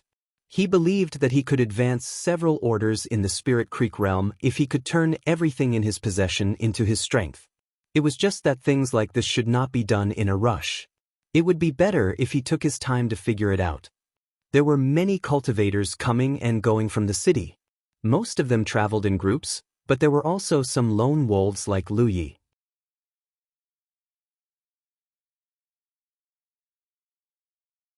These people were usually the rogue cultivators with no loving family or support. It was dawn when Lu Yi left the city. He inevitably had to be more careful in his actions since he was traveling alone. He ran all the way without stopping after successfully entering Green Cloud Mountain. In the meantime, he also deliberately circled around several times just to make sure nobody was tailing him. Only then did he proceed along the path to get off the mountain. Before noon, he arrived back at the cave he used to live in. To his surprise, there was movement inside the cave. He carefully inched his way inside while holding a spirit talisman paper at the ready in his hands. When he took in the sight that greeted him, he was so furious that he nearly turned his nose crooked. A snow-white figure was sprawled upon the ground inside the cave, sleeping deeply. Who else could it be but the tiger? He floated out from the tiger's head. The atmosphere became extremely awkward when they met each other's eyes. "Why are you in my home?" Lu Yi questioned. Yi also asked, "Didn't you leave?" "I came back again." A short while later, that sturdy figure of the tiger slinked out of the cave. Then, it turned around and let out a roar in Lu Ye's direction. He remained floating above the tiger's head, gnashing her teeth in absolute fury. "Big fat liar. Untrustworthy. Get out!" Lu Ye's shout came from inside the cave. After driving the spirit and the tiger who had taken over his home away, Lu Yi ate something before entering the state of cultivation. He first took out the 2 spirit-restoring pills that he had spent 2 spirit stones to purchase and swallowed one of them. Once the pill power dissolved in his abdomen, he guided the spiritual power into his spiritual point. His 10th spiritual point slowly began to pool with spiritual power. When the pill power of the spirit-restoring pill was spent, he opened his eyes. He had discovered a problem.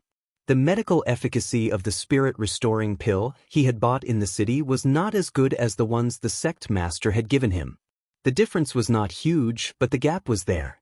He could infer this point just by looking at the spiritual power accumulated in his spiritual point. Nevertheless, he did not stop. He took the other spirit-restoring pill and became more certain of his previous conjecture when the pill power was completely spent. Afterward, he took out the spirit-restoring pills he obtained from the Divine Trade Association and consumed one. Following a series of comparisons, he finally came to a conclusion. Lu Ruyin had not lied to him. The spirit-restoring pills from the Divine Trade Association were indeed better than the ones sold outside. It was similar to the ones the sect master had given him. From this point of view, he had not wasted his money on the purchase. He had to go to the Divine Trade Association if he wanted to purchase more spirit-restoring pills. At the very least, the quality was guaranteed.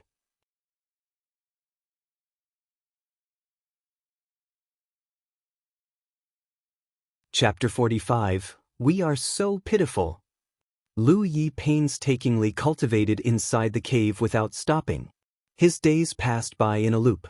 He consumed spirit-restoring pill after spirit-restoring pill and filled up his spiritual points, then broke through the barrier of his next spiritual point.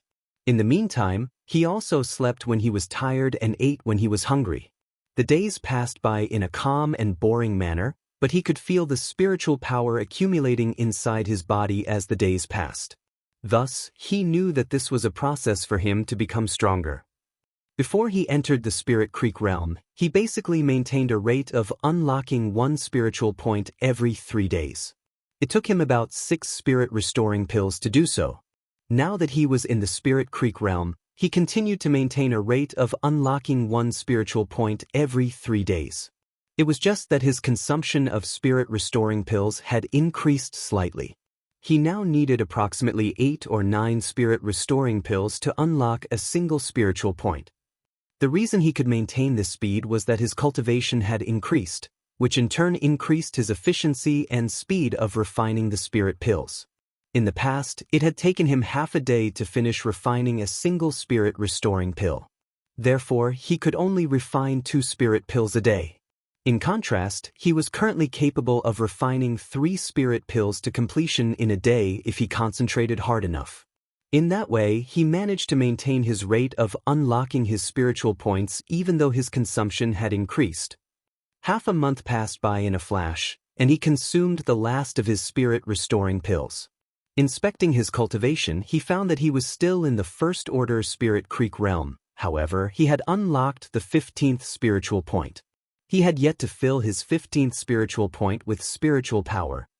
He was only 3 spiritual points away from breaking through to the Second Order Spirit Creek realm. If he could enter the Second Order Spirit Creek realm, he would surely experience a great boost in power. Unfortunately, it was not something he could achieve yet. The spiritual power reserves in his body might have increased by a lot, but his newly unlocked spiritual points were not joined in a system.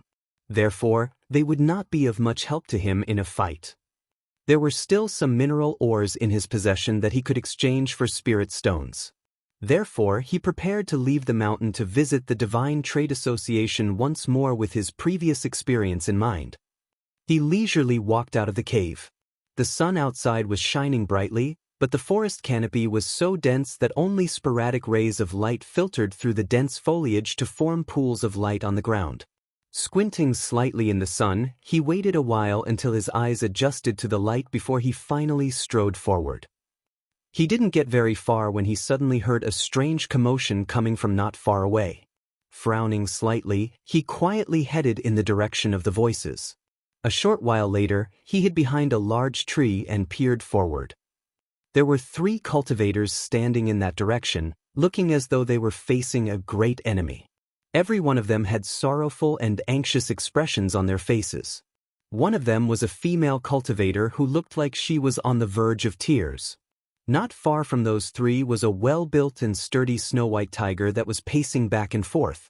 Its amber tiger eyes glanced at the 3 cultivators from time to time, giving them an extremely oppressive feeling. Its mouth moved as it walked. Unlock your storage bags and toss them on the ground. Then, get the hell out of here. Otherwise, I don't mind eating you up.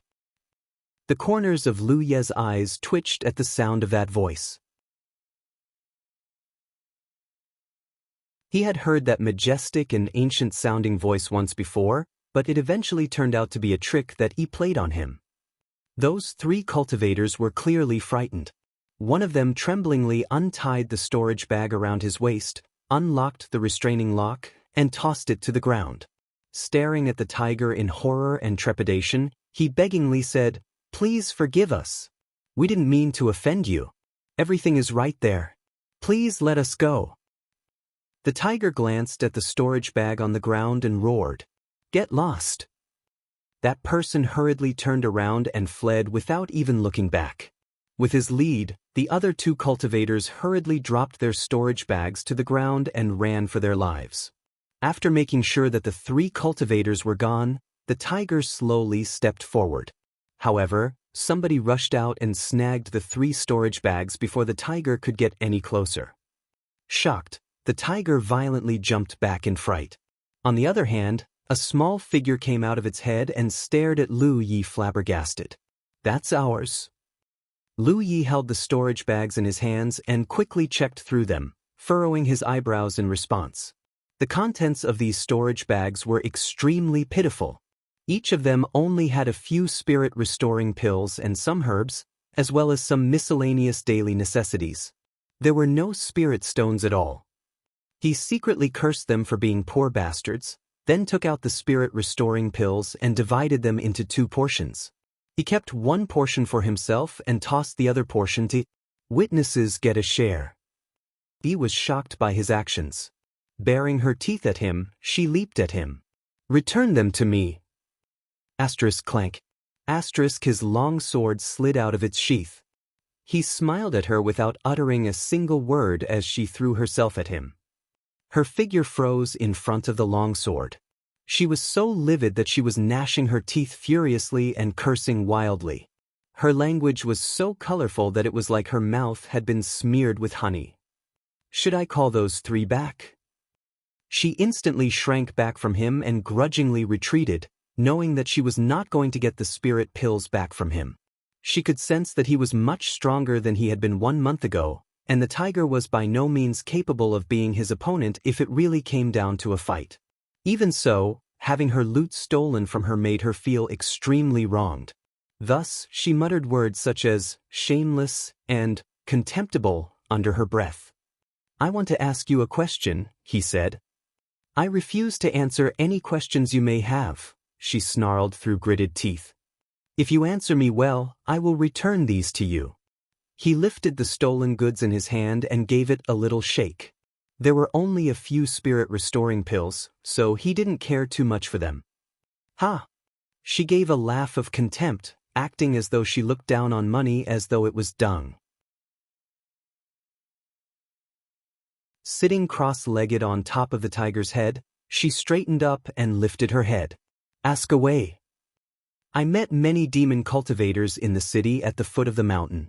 They don't seem all that great, so why are people so afraid of you?" This was something that had been puzzling him greatly. Those demon cultivators were definitely stronger than the tiger.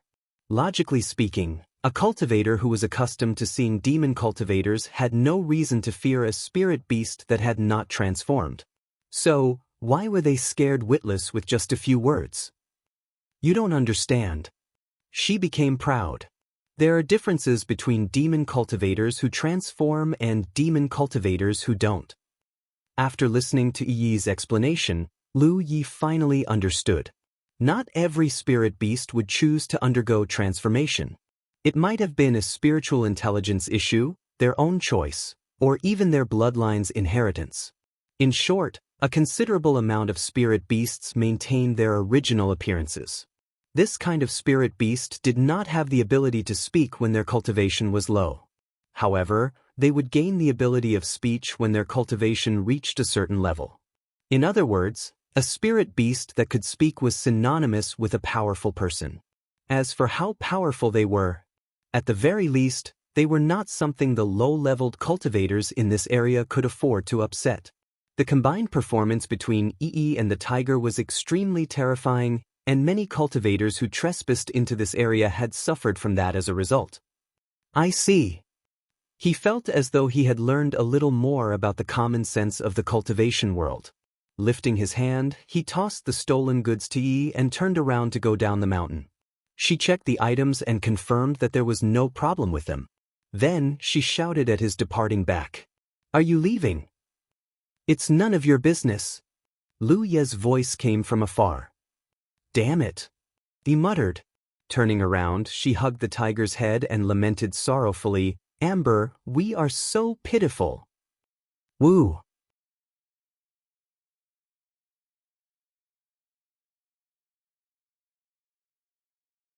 Chapter 46, The Differences Between the Maps.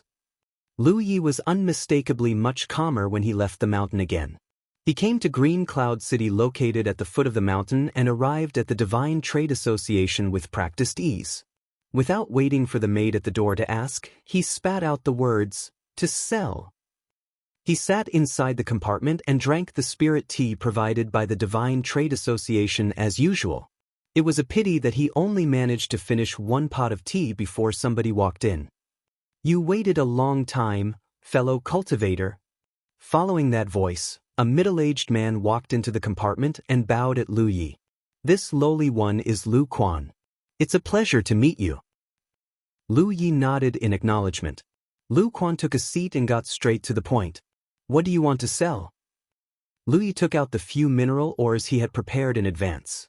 Needless to say, the yuan metal ore was the most expensive. Most of the spirit stones he earned from selling those mineral ores previously came from the value of the yuan metal ore. This time around, the yuan metal ore that he brought out was slightly bigger than the one before. Hence, the price might be more expensive as a result. Lu Quan checked the mineral ores one by one, then he gave a quotation for each piece of mineral ore. During this period, Lu Yi said nothing and simply drank his tea quietly. Finally, Lu Quan placed the yuan metal ore down and said, "This item is rarely found in the outer circle. I can give you a price of 38 spirit stones. The total price comes to 51 spirit stones. If you are happy with the price, we can complete the transaction immediately." "Can't you increase the price a little more?" Lu Yi looked at Lu Quan. Lu Quan shook his head with a troubled smile. "I can't increase the price any further. After purchasing these raw materials, they will need to be refined and extracted by professionals before they can be made into something useful. There will be no profit margin for the trade association if I increase the price any further." "This guy is harder to deal with than Lu Ruyin." Lu Yi criticized Lu Quan in his heart. The last time he had tried to bargain with Lu Ruyin, she had immediately increased the purchase price by 4 spirit stones. She was much more easygoing than Lu Quan even though she was a woman. Unbeknownst to him, Lu Ruyin had only been willing to raise the price for him because of an unwritten rule. Besides, she also wanted to do another business with him. That was why she had agreed so readily. Unfortunately, he was completely oblivious of the unwritten rule and had not bothered to give her a reward for her efforts. It had left her feeling quite upset as a result. On the other hand, Li Quan was a man. He was not hoping to do any other business with Lu Yi, so it was only natural that he adopted a businesslike attitude. Lu Yi fell silent for a moment. He couldn't be bothered to waste his time on nonsense. Taking out 4 storage bags, he asked, "Do you have a way to unlock these?" Those were the storage bags that he had offered to him in the past. She once told him that there were people in Green Cloud City who had the ability to unlock the restraining lock on the storage bags. Unfortunately, he had forgotten all about them during his last trip here. Lu Quan calmly took the storage bags from Lu Yi. It was clear that he was well versed with such things. He checked the storage bags briefly and said, "We do offer such service if you wish for us to help you unlock these storage bags. But there is a fee involved." "How much?" He responded with a number. Lu Ye's expression turned gloomy. The price was a little too high. Lu Quan smiled. "Of course, you can also sell these items to the trade association. Every storage bag will be priced at this amount." He indicated a number with his hands. Lu Yi laughed. "This number is lower than the quotation you gave me just now." In other words, the amount of spirit stones required as payment for the trade association to unlock these storage bags was higher than directly selling these storage bags to the trade association. It seemed a little unreasonable. Lu Quan replied with a smile, "I understand what you are thinking, but I'm afraid this really is the price. You must understand, the storage bags belonging to cultivators in the outer circle are not worth much. It might even turn out to be just an empty bag with absolutely nothing inside. The trade association will be taking some risks in this transaction, so the price will not be high. Of course, if you wish to take a gamble to see if there are any valuable treasures in these storage bags, you only need to pay a small fee to unlock them. It's entirely up to your choice. Lu Yi thought back on the 3 cultivators and the tiger had robbed just now. Their storage bags had not contained anything of value at all. Thus, he immediately made up his mind and started bargaining with Lu Quan again. In the end, he sold the 4 storage bags to the trade association for a total of 20 spirit stones. Combined with what he had already sold just now, the total amount came up to 71 spirit stones. Lu Quan clearly looked a little happy once their transaction was completed. He asked, "Fellow cultivator, how would you like your payment? Will you take your payment in spirit stones or spirit pills?" Lu Yi said, "Do you have a map of the Spirit Creek battlefield?" The reason he asked this question was that he recalled hearing from the local wealthy man he met when he first entered the city not long ago that there were maps for sale in the trade association. If he wanted to head toward Crimson Blood Sect's base, he first had to pinpoint the exact location where Crimson Blood Sect was situated. Thus, it would be more convenient if he had a map on hand. Lu Quan immediately became enthusiastic. "Of course we do. Which kind of map would you like? How many types do you have?" "There's a 3-point map, a 7-point map, and a 10-point map. 3 kinds in total." "What are the differences?" Lu Yi couldn't help frowning. "They are just selling a map. Why make it so complicated?" "It's like this," Lu Quan began to explain. After listening to Lu Quan's explanation, Lu Yi slowly began to understand the differences between the 3 kinds of maps. There were countless bases located across the entire Spirit Creek battlefield. Every sect in Jianghu had their own base in the battlefield after all. These forces were constantly at odds with each other and the bases would change hands frequently. Therefore, drawing a map was an extremely troublesome affair. Even so, the Divine Trade Association had the ability to do so. Due to the trade association's countless branches located across the entire battlefield, they could easily draw up a map of the entire battlefield just by compiling the information from the various areas. None of the other forces could have done this. A complete map would feature the situation of all the bases in the Spirit Creek battlefield. It included a description of which faction these sects belonged and which tier the sects were on. That wasn't all. The various terrains and topography of the battlefield were also clearly indicated on the map. That was the 10-point map. Meanwhile, the 7-point map was a simplified version of the 10-point map which only included the general situation of 70% of the forces on the battlefield. The 3-point map provided even less information. It only provided 30% of all the information regarding the bases. There was no information whatsoever on the topography and landforms found on the battlefield. In Lu Ye's case, it was clear that he had to buy a 10-point map if he decided to buy a map. The Crimson Blood Sect was a 9th-tier sect, so it might not be written in the 7-point map or the 3-point map. It would be a huge waste of money if he bought the map only to discover that the Crimson Blood Sect was not indicated on the map. Furthermore, there was another advantage to buying the 10-point map. He could simply go to any Divine Trade Association branches in the future to update the map. Due to the constant wars across the Spirit Creek battlefield, the sects changed hands frequently.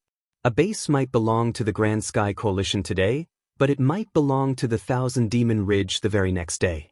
If a person failed to pay attention to these changes and plunged right into the situation, it would surely lead to a disastrous ending. Hence, having a map that could be updated in real time would inadvertently help with avoiding many unnecessary risks. Unfortunately, he immediately gave up on the idea when he heard the prices involved. A 10-point map was priced at 600 spirit stones. Moreover, this was already after a discount. On the other hand, even the 3-point map that Lu Quan had recommended was priced at several dozen spirit stones. But what would he do with a 3-point map? In the end, he could only end the transaction there. Out of 71 spirit stones, only 1 remained. The rest of the 70 spirit stones were used to buy 7 bottles containing 63 spirit restoring pills. With so many spirit restoring pills, it was only a matter of time before he broke through to the second-order Spirit Creek realm.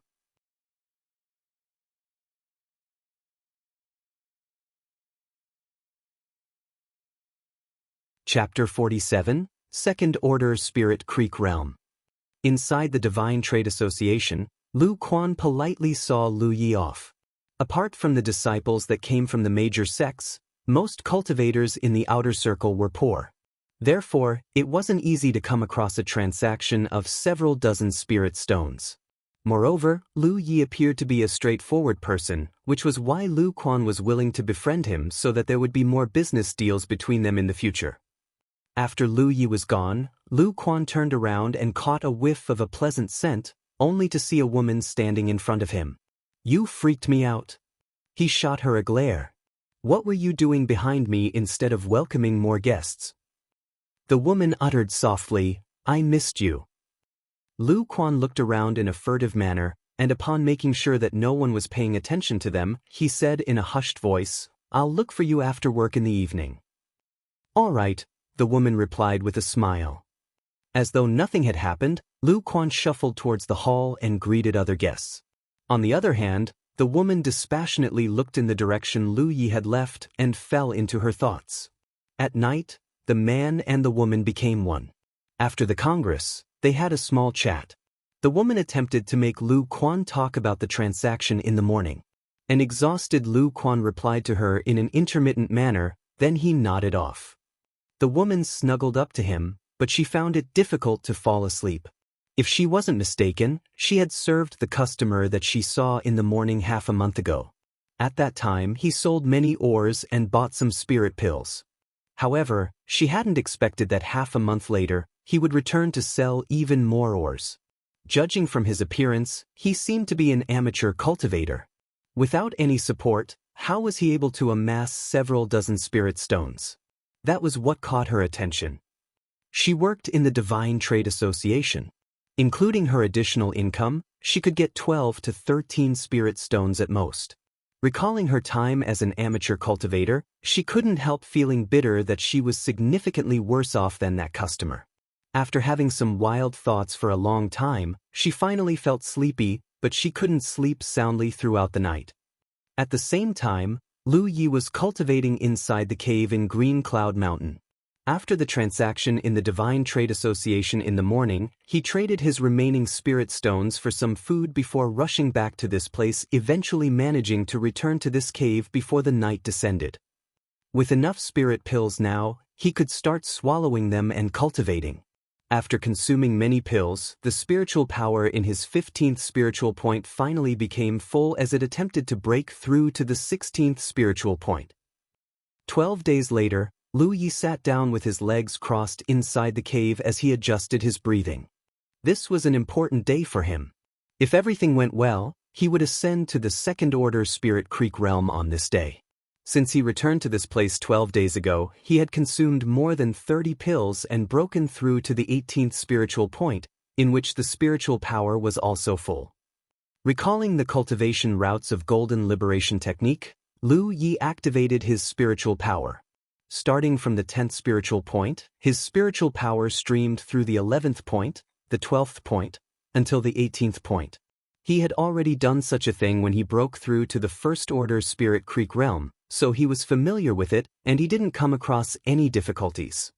His spiritual power streamed through the 9 major spiritual points like a creek. As he progressed, the speed at which the spiritual power moved through the 9 major points became increasingly rapid, and he repeated the same cycle again and again. When he reached a certain limit, he felt energized all of a sudden as his spiritual power started running from the 10th to the 18th point on its own. He had reached the Second Order Spirit Creek realm.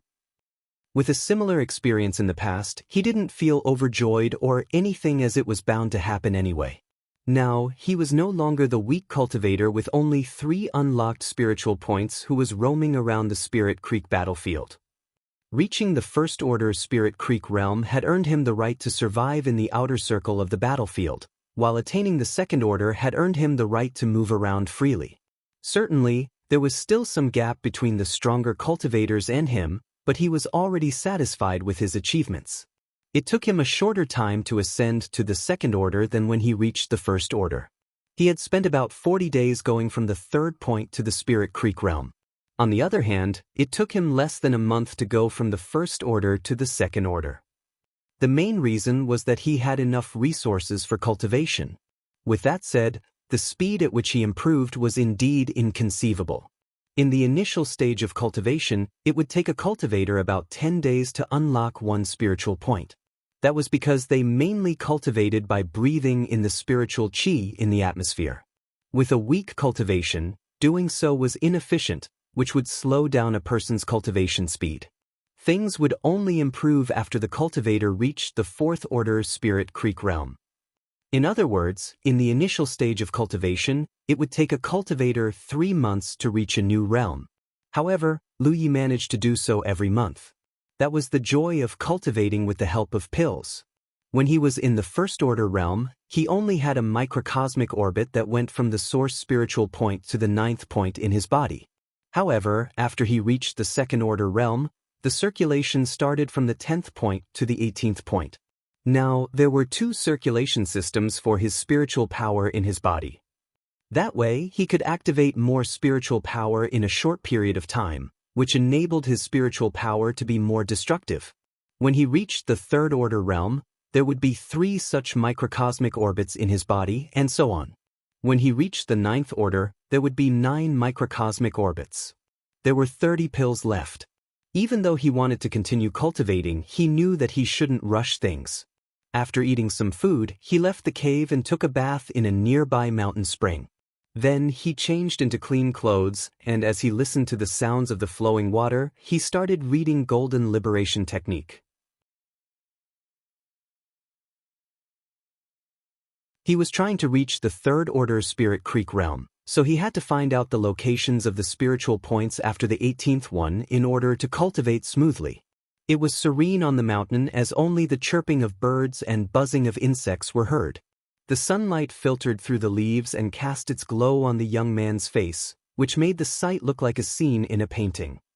"Why are you hiding there?" Lu Yi uttered without raising his head. Just then, a petite head stuck out from a tree branch on the side. Anyone would be shocked by her disheveled appearance. He took a look at the manual in Lu Ye's hands, and upon making out that it was an entry-level technique, she pressed her lips together with a dismissive look. Suppressing his urge to give her a punch, Lu Yi tilted his head and asked, "What's wrong?" "When are you leaving?" he questioned. It had been a long time since Lu Yi hunted anything on the mountain, but this was the tiger and her territory after all, so they wouldn't allow him to stay here forever. If it weren't because they were wary of the talisman papers he possessed, they would have chased him away. Nevertheless, she had suffered a setback before, so she wouldn't dare to flare up now. Moreover, she could see that he had grown stronger than he was 2 months ago. After closing his book, Lu Yi got to his feet and stretched his back. "I'm sleepy now. See you." "Hey, I'm asking you a question," he bellowed. Getting no reply from him, she clenched her teeth. "What a thug. I'm so angry." She forcefully scratched the tree beside her, causing tree chips to scatter everywhere.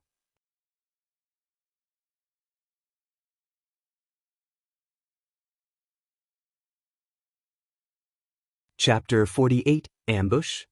After 1 day of rest, Lu Yi no longer felt exhausted from cultivating for days. It was time to attempt breaking through to the third order spirit creek realm. He didn't rush to take any pills. Instead, he activated his spiritual power to locate the 19th spiritual point. He was in the second order spirit creek realm now, and his spiritual power was more ample than it was 2 months ago, so he found it easier to locate the next spiritual point. In just 1 hour he found the 19th point. It wasn't until this moment that he fished out a pill and swallowed it to refine the pill power, then he led his spiritual power to strike the 19th point's barrier. 3 days later, he had consumed 11 pills, and his 19th point had become full. This outcome was within his expectation. Before reaching the Spirit Creek realm, it would take him 3 days to unlock one spiritual point, and he would need 6 pills. After reaching the First Order Spirit Creek realm, the speed at which he unlocked the points was the same, but he needed 8 to 9 pills to unlock 1 point. Now that he was in the Second Order Spirit Creek realm, the number of pills he had to consume had increased to 11 pills. It still took him the same time to unlock a new point, mainly because his cultivation had improved, so he had become more efficient at refining pill power. In that case, it seemed that the higher his cultivation was, the more pills he needed to unlock new points. Now he was only left with 20 pills, which should allow him to unlock 2 more points. Lu Yi made some calculations and realized that if he was able to consistently unlock 1 point every 3 days, it would take him 1,080 days to reach the 360th point. The revelation shocked him. He wasn't sure how other people cultivated, but he reckoned that his cultivation speed was pretty quick. Despite that, it would still take him nearly 3 years to reach the 9th Order Spirit Creek realm. For the next few days, he stayed inside the cave. It wasn't until he consumed the last pill that he left the cave. Just like what he had expected, he managed to break through to the 21st point, but it still wasn't full. If he wanted to reach the 27th point, it would require 70 spirit-restoring pills at the very least. Now, he was only left with yuan metal ores. The other miscellaneous ores had been sold to the Divine Trade Association in the last 2 transactions. He reckoned that he would need 2 yuan metal ores to trade for 70 pills. Half a day later, he stepped into the Divine Trade Association, and when he left, he already had 81 pills and a few spirit stones in his storage bag. A curvy woman was standing beside the window on the 2nd floor of Divine Trade Association. Watching him leave, she appeared to be hesitating for a moment before she heaved a sigh and pointed her finger at the back of her hand, which revealed a mark. Unlike the blue battlefield imprint on Lu Ye's hand, her mark was yellow. Then she parted her lips and murmured at the mark, then it disappeared. 15 minutes later, she left the association. Faced with people who greeted her, she would respond to them with a smile. At this moment, Lu Yi was heading to the cave in Green Cloud Mountain. He wasn't sure if it was an illusion or something, but after leaving Green Cloud City, he started having a strange feeling. However, he couldn't really tell what was amiss. After circling around the forest for a while, he finally realized there was a figure who had been following him, but before he could make out who the person was, the figure had disappeared. Is someone stalking me? He became vigilant. He was very careful every time he visited the city, especially when he returned to his place. Nothing had happened the past 2 times, but now he was being stalked by a cultivator, which puzzled him. He wasn't sure if that person was looking for him, or that it was just a chance encounter. It wouldn't have mattered if it was the latter. If it was the former, things would get pretty complicated. Fortunately, the person's speed wasn't particularly swift. If Lu Yi fully used his power, it would be difficult for the person to race after him. It seemed that the person's cultivation was low. It was understandable, as most cultivators who roamed around the outer circle were not powerful. Just when he was in his thoughts, he felt spiritual power surging behind him, and it was followed by a cold sensation. Turning his head, he realized that an icicle broke through the air and reached him in the blink of an eye. A shocked Lu Yi hurriedly swirled around and drew out his sword. As he activated his spiritual power, he slashed at the icicle, upon which the broken pieces whisked across his face. Upon impact, Lu Yi was forced to stagger backwards. He decided to do a backflip to stabilize himself, but he still appeared battered. When he straightened up, he realized that the attacker was already right in front of him. That was a man who was older than him by a few years. His skin was fair with no beard on his face. 2 fist-sized earrings were hanging from his ears, which made him look pretty exotic. The weapon in his hand looked like a mixture between a sword and a dagger. It was slightly longer than the average sword, but it was only half as wide. It looked similar to the legendary, embroidered spring blade. Right after Lu Yi straightened up, the fair-skinned man slashed at him.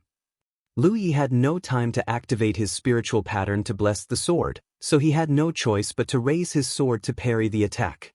With a clang, sparks could be seen scattering. Lu Yi felt numb in his perlicue, and his sword was almost sent flying away. Upon impact, he was forced to lower himself, and he almost fell on his knees. Oh! The fair-skinned man was surprised, as he hadn't expected that Lu Yi could parry his attack. He had been waiting for a long time before he made the move. While he was stunned, Lu Yi had already fended off his weapon and attempted to jab his sword into the man's chest. Unperturbed, the fair-skinned man gently swung his blade. Before Lu Yi even realized what was going on, he felt a pain in his arm, which caused his attack to lose momentum.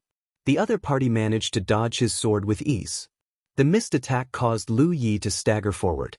As the glint of a sword flashed across his eyes, he felt cold all over his body as he waited for his imminent death. With a clang, the blade slashed right at Lu Yi's chest, but it couldn't penetrate his body. Instead, Lu Yi was sent flying backwards. Raising his head, the fair-skinned man realized that Lu Yi was engulfed in a layer of golden light, which protected him from getting severely injured.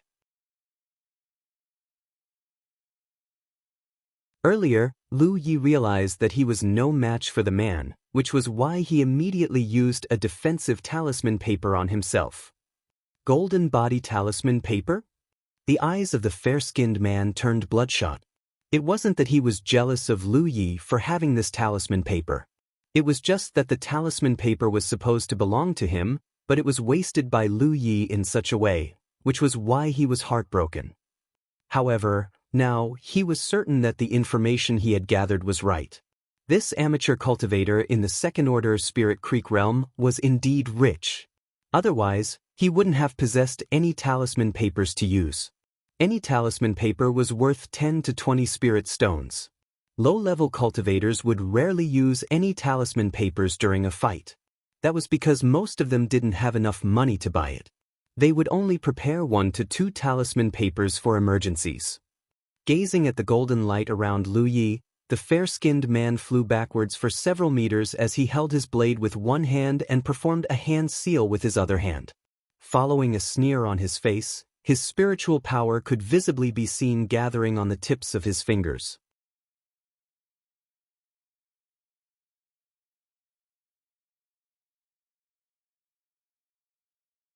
Chapter 49, Have Mercy, Tiger King. In the blink of an eye, an icicle appeared in front of the fair-skinned man. Under the mottled sunlight, the icicle radiated with a 7-colored light. At that instant, Lu Yi realized that he was in trouble. When he gathered his spiritual power to his eyes just now, he had managed to see the aura around the body of the person who sneaked up on him. He judged that the other party was a cultivator in the third-order Spirit Creek realm or above but less than the fourth-order Spirit Creek realm. The opponent's cultivation was higher than his own. Judging by the way the opponent's attack had come out of nowhere just now, the opponent's combat experience was also above his own. It had not been long since he started cultivating. He had not gone through any rigorous training before. He did not have any master to guide him either. Therefore, he did not have any other moves or skills to speak of aside from the basic motions of hacking, stabbing, and slashing with the longsword in his hand. My cultivation is lower and my skills are inferior. The opponent also knows how to cast spells. The situation is beyond terrible. Just as the icicle in the opponent's hand was taking shape, he kicked off the ground and borrowed the power of the impact to propel himself forward. Lu Yi's reaction stunned the fair-skinned cultivator. He had assumed that the other party would run away immediately. Who could have known that his opponent would choose to attack instead?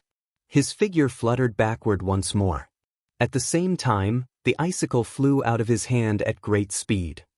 That icicle struck Lu Yi but was blocked by the golden light on the surface of his body. Although it had not harmed him, the force of the impact made his chest tighten in pain. The momentum of his forward charge also slowed considerably and the golden light surrounding his body faded significantly as a result. After shooting out that icicle, aura gathered on the fair-skinned man's hand once more. It was clear that he planned to create a second icicle. The corner of Lu Yi's eyes twitched at the sight. In a battle between low-leveled cultivators, those who could cast spells obviously held a huge advantage over the other. How many can you block? The fair-skinned man kept a safe distance from Lu Yi while trying to provoke Lu Yi. Between the two of them, one chased while the other retreated. Lu Yi was hit by 3 consecutive icicles in a short period of time, and the golden light around his body became so dim that it was about to be extinguished at any time. In contrast, he couldn't even touch the other party's clothes during this time. This kind of battle made him feel very suffocated.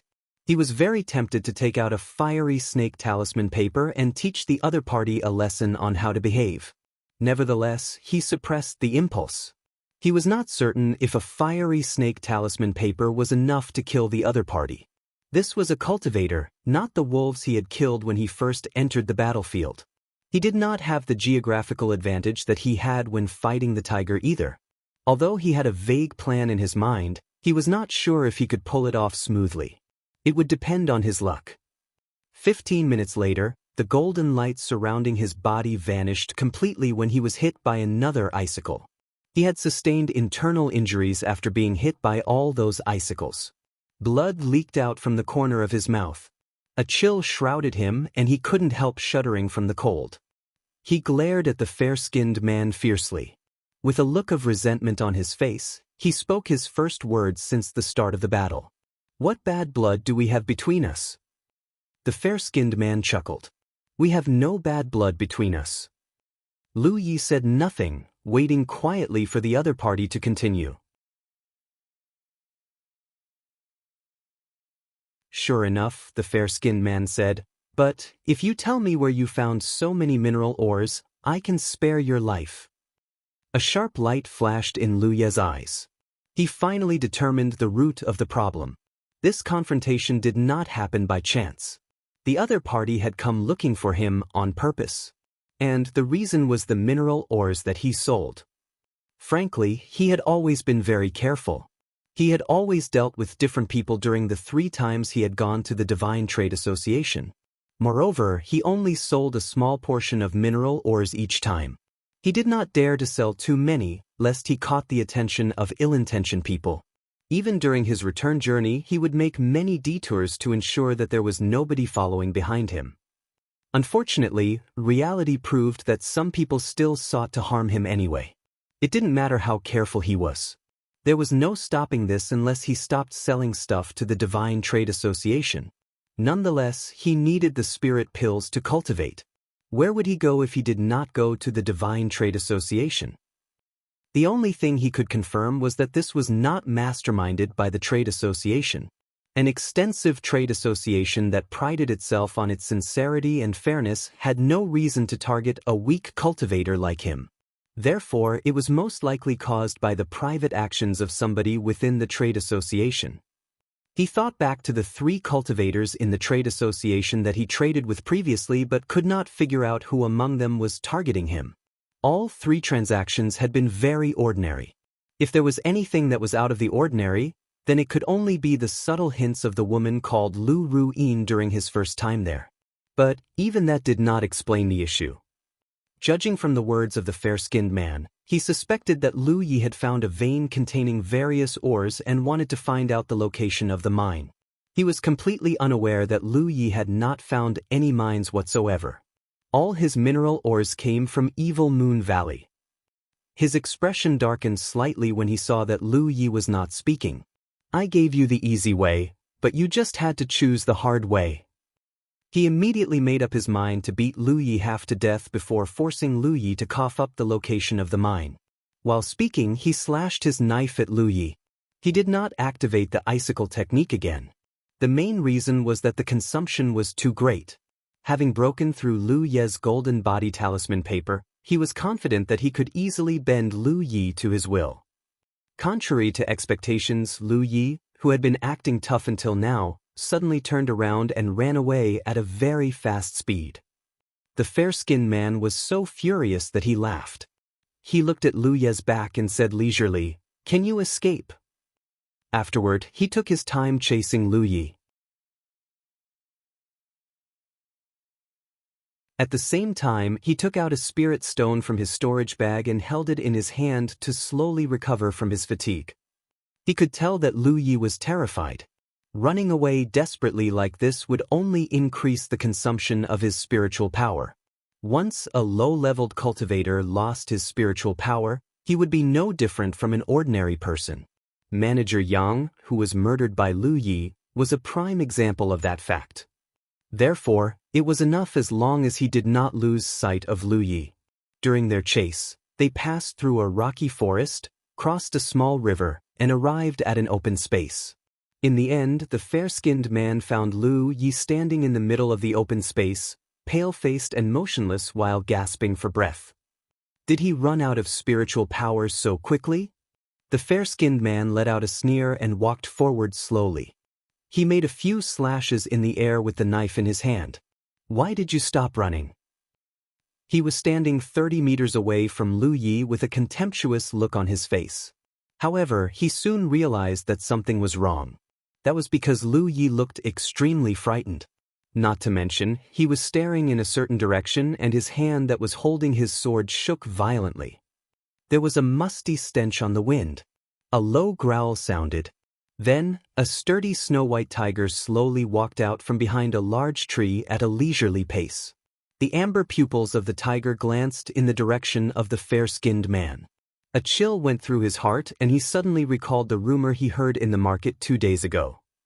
I can't be that unlucky, right? He wailed in his heart. However, the thing that made him despair occurred. That tiger opened its mouth and spoke in the human language. How dare you disturb my dreams? It looks like you no longer wish to live. The fair-skinned man's forehead was instantly covered with fine beads of sweat. He finally understood why Lu Yi was so frightened. The source of that fear was not him, but that tiger. Just as he was at a loss for what to do, he heard Lu Yi saying, "Please have mercy, Tiger King. We did not know that this was your territory. We will take our leave immediately." When the fair-skinned man heard those words, he nodded so vigorously that he looked like a chicken pecking at rice. The tiger roared in fury. Coming as you please and leaving as you please? Just where do you think this place is? You're tuning in to the Han Li's Immortal Journey YouTube channel. Don't forget to subscribe and join us on this journey to catch the most captivating stories.